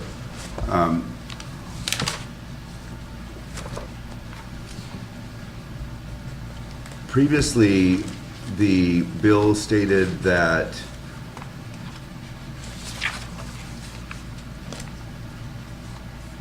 the board could not deny, revoke, or suspend a license on the grounds that the applicant's been, the board could do it on the grounds that they'd been convicted of a crime only if they were incarcerated or convicted within the preceding 5 years.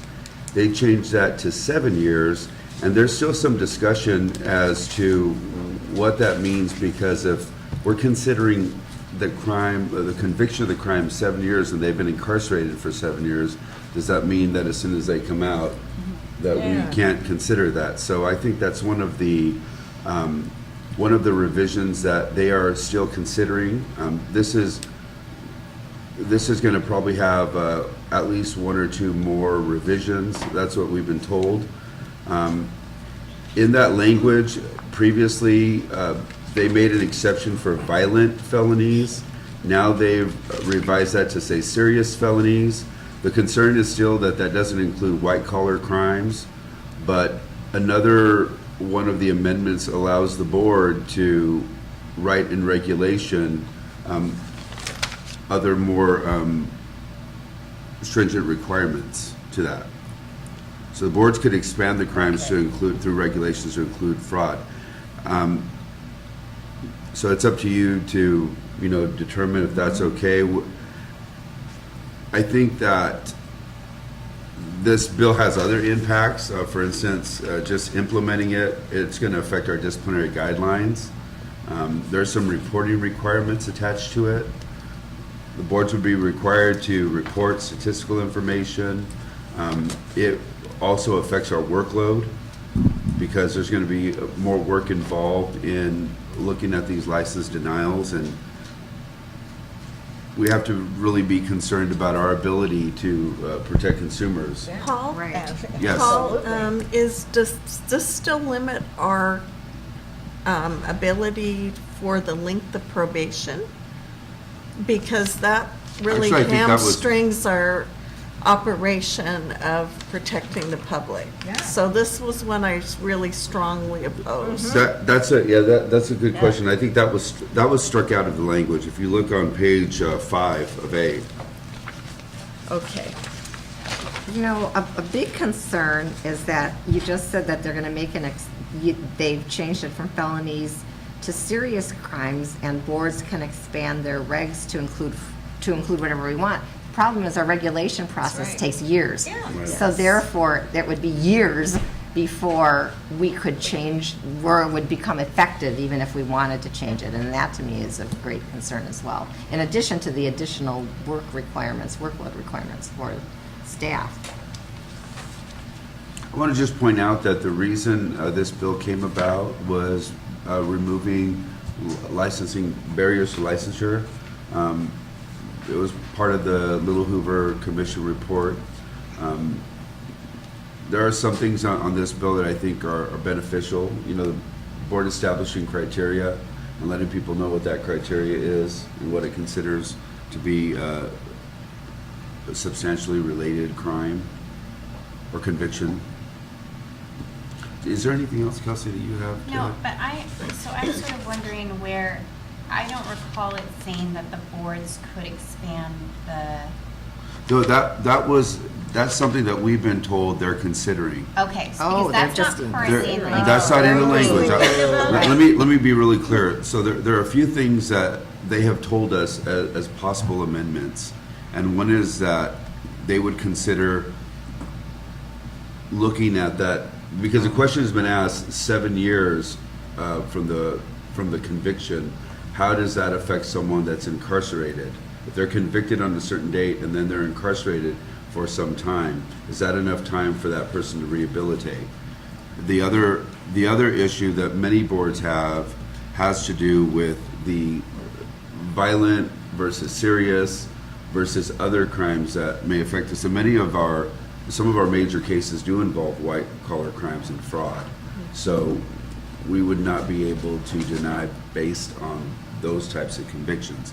So that's something that is also being considered. Is it clearly defined between violent and serious? There actually is a definition to serious crimes. Right, so originally violent did, it had a reference to a section of the penal code. So they removed violent but put serious, but still put as defined in the penal code. And I haven't done a serious deep dive on that, and I'm Okay. not familiar with the penal code. But I don't know where it's defined, or what that definition is. So I can come back to the board and bring that back to the board at a future date. But it still does not include those crimes that we might be concerned with, right? Well, given this new information, so, There's still also a time frame associated with this, because I think we probably need to, if we have suggested amendments, we have options, obviously, to support, oppose unless amended. If we have specific amendments that any of you are interested in us pursuing, then you could just let me know. I think, Thank you. I think at this Okay. point, I'd like us to support oppose. And, I need not take the time if we're under time constraints, just oppose. If there's time to, and people want to submit amendments, then I they can do agree that. with Patty. At this point, I would want to oppose. I think their intent is good, but this hamstrings our ability to protect the public, and that's our main reason for being here. Yeah. So if you were concerned about time constraints, one option would be to the board to appoint one person to work with Paul and possibly come up with amendments if the board so chose, and then the board could come and sort of delegate that authority to that person. Or if the board chooses, you could just continue to maintain your opposed position.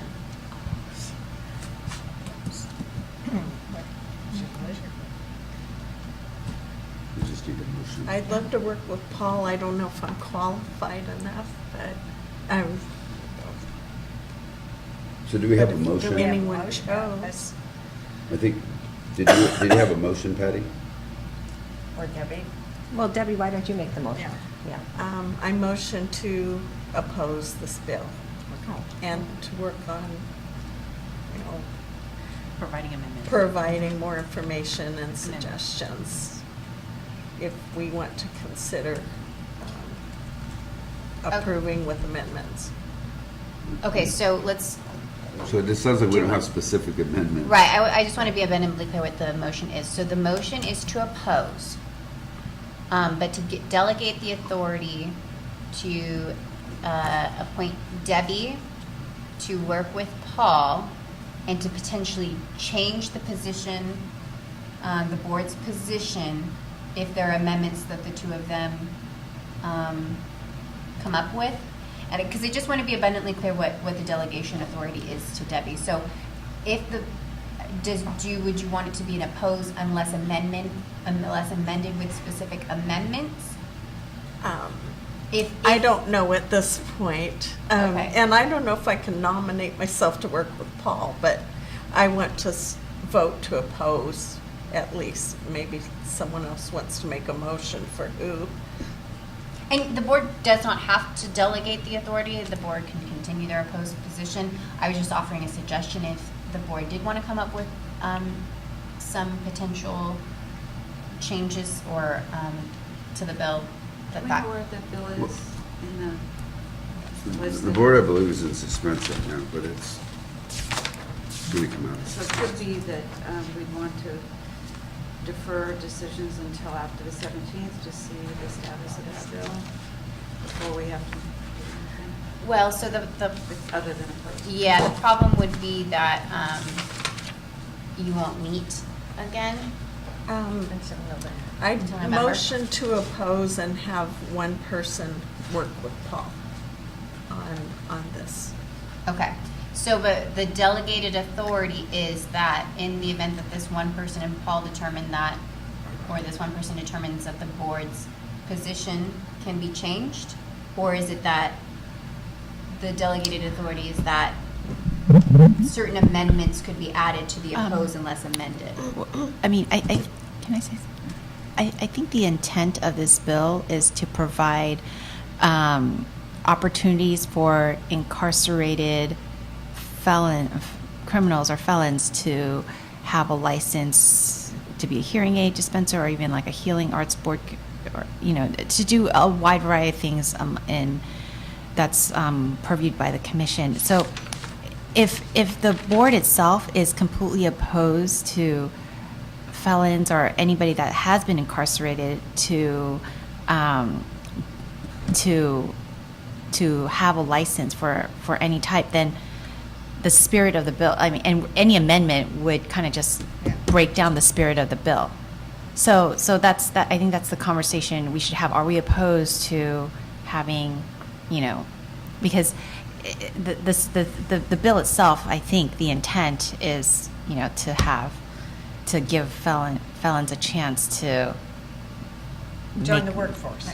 Join the workforce, exactly. So the only thing that I would say to that is that I do think that is the underlying spirit of the bill. I think that that's the intent of the legislation. But boards at this point do have that ability and they make it on a case-by-case basis, on an individual basis, and this changes that. So it's not necessarily that the board, I don't think that it's necessarily that the board wouldn't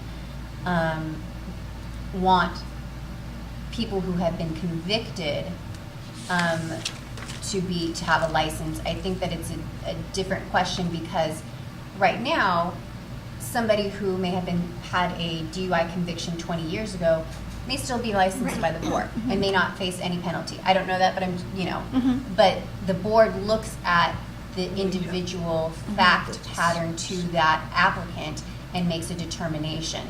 And this places constraints upon what the board can look at and do with individual applicants, and it sort of sets it across the board. Yeah. So I don't necessarily, I agree that that's definitely the intent, but what I would caution against is that I don't think that it should be a conversation as to whether or not the board supports licensing those that have records or convictions, because the board does do that. And the board should continue to do that. The biggest question is public protection, and the board makes that on an individual basis, and this bill, I think, changes that. Right. Yeah. So, It does change. Yeah. So another thing that we need to look at is the definition of serious felony. I know I don't want to say it on top of my head, but the serious felony for me, it's very serious. It's pretty bad.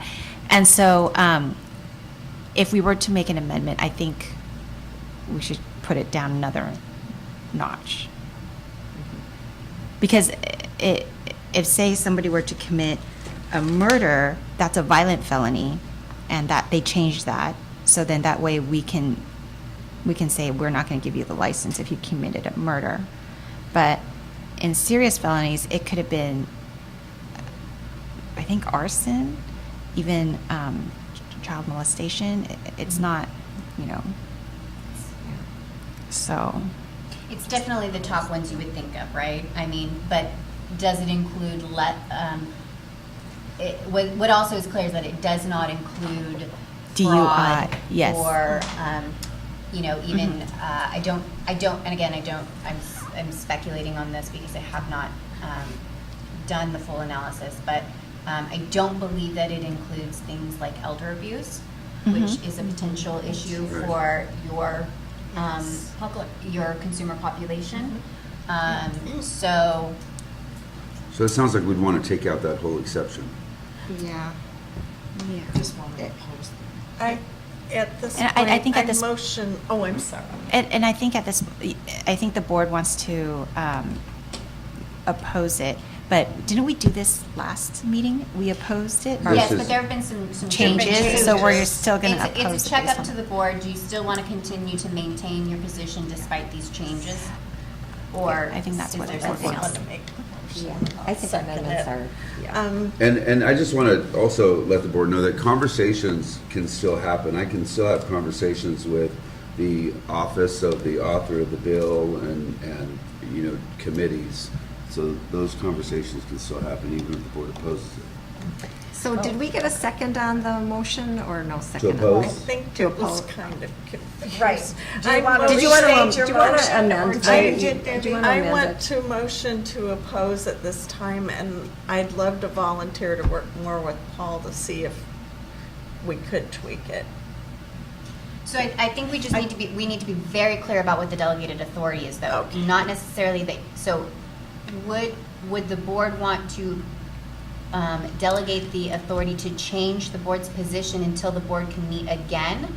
So if Debbie and Paul conclude that if changes are made, they could change the position to oppose unless amended or something else, would the board be comfortable with that, or does the board just want Debbie to work with Paul to sort of continue the oppose position, but work on this bill and maybe see if there can't be more conversations?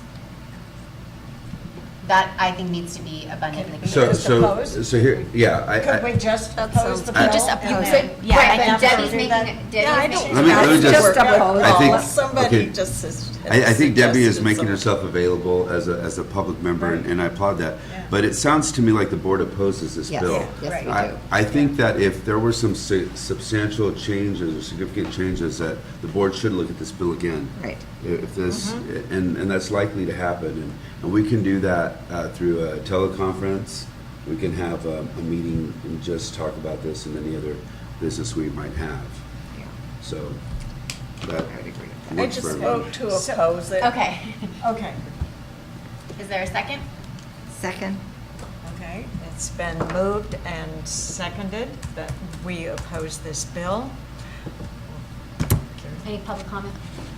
Pardon? Public comment? Any public comment? I abstain.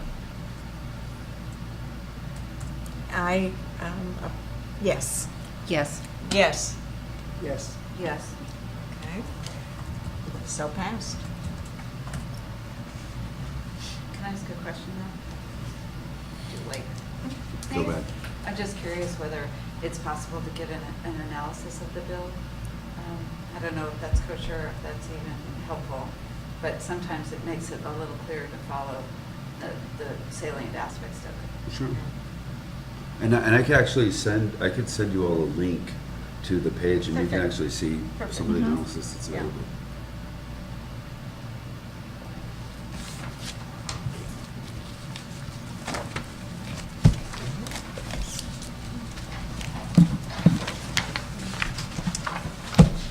Future agenda items and board meetings. Are we going to future agenda items now? Yes. I thought we were going to talk about the HAD examination process. On the last one, can we? I thought we were going to talk about the HAD examination process. Maybe This clarify meeting. what we'd want to talk about. Basically, the issue that we spoke about, I think it was in December of 20. Oh, that Yeah. that Or is issue that was more of spoken of. We dealt with that in closed session because Uh-huh. it involved some content Yeah. issues, and we already decided what we were going to do with that. in the Okay. meeting. Or do we have an update or no? I think we updated you at that meeting. Oh, you did? Yeah, I could tell you exactly what we talked about. Okay. Sure. Is there any other information that you would want to know about the exam process? Maybe I could talk to you offline about it. Okay. Because we're always happy to provide you with overviews so you understand, you know, there are a lot of processes involved, obviously, in board business, and we'd be more than happy to provide you with an overview of what happens so that you have context. I don't know for future agenda items, I don't know if we'll need any future discussion about the telesupervision regulations, but if we do, I don't know that we will, but if we do, I'd like that to be on the agenda.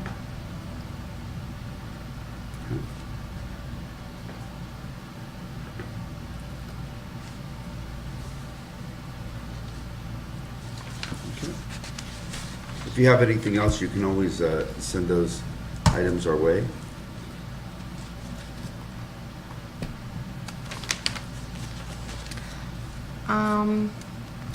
More than likely, we might have a post-back discussion. I have a feeling that's because the California CAPSA meeting will take place before then. Okay. So we can have an update on the And any of post-back. those SLIPA issues, if Yeah. we need to put them on, we will.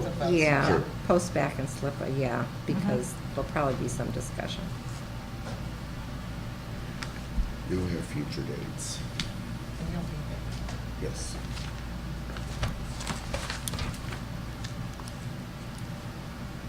Now we're just on our future board meeting dates. We're set for Sacramento, Los Angeles.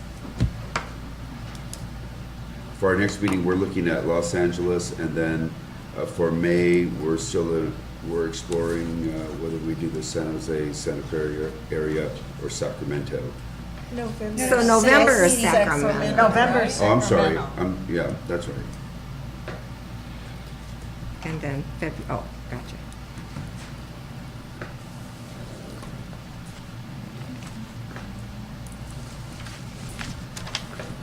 That's it. Well, I can update you on Los Angeles. We were going to do it at Dominguez Hills, and we are losing 14 buildings as of December 28th. I think I mentioned this last time. We are going to be in a world of hurt for space for 2 years. So our union is probably going to be turned into classrooms just to try and accommodate students. That was why, I don't know, Karen, if your husband had a chance to look into. No, I think I have to just connect one of you guys with the admin person up at Mount Sac, but I have a feeling you guys can be able to, we will be able to use the boardroom because it's Thursday, Friday, there's no board meetings. And the only issue would be parking, but maybe you can Uber to Mount Sac because parking is really bad at Mount Sac. But other than that, I think it's in Walnut, California. Mount San Antonio College is right next to Cal Poly Pomona. It's maybe 20, 30 minutes away from Cal State Fullerton.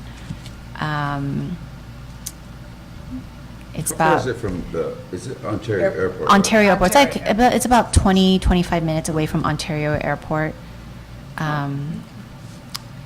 Great Chinese food. I don't know.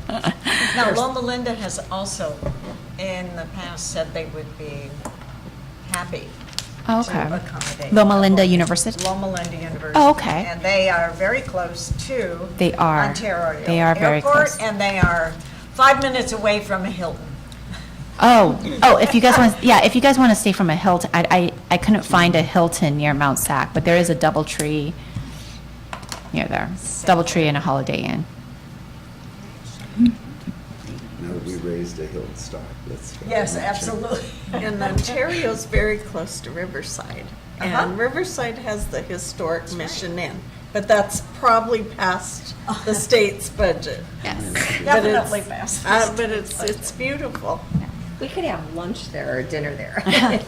So just let me know if you guys Work decide with on you. Loma Linda. But Loma Linda isn't Los Angeles. It's more San Bernardino County. it's Yeah. near We'll take the Riverside. options that have been Yeah. presented, and then there's obviously a process that we go through with contracts, and not all hotel facilities are created equal. They have different requirements, and there are challenges, so we'll work with you Yeah. offline Okay. on that. Thank you. Great. Yeah. Okay. Okay. Meeting's adjourned.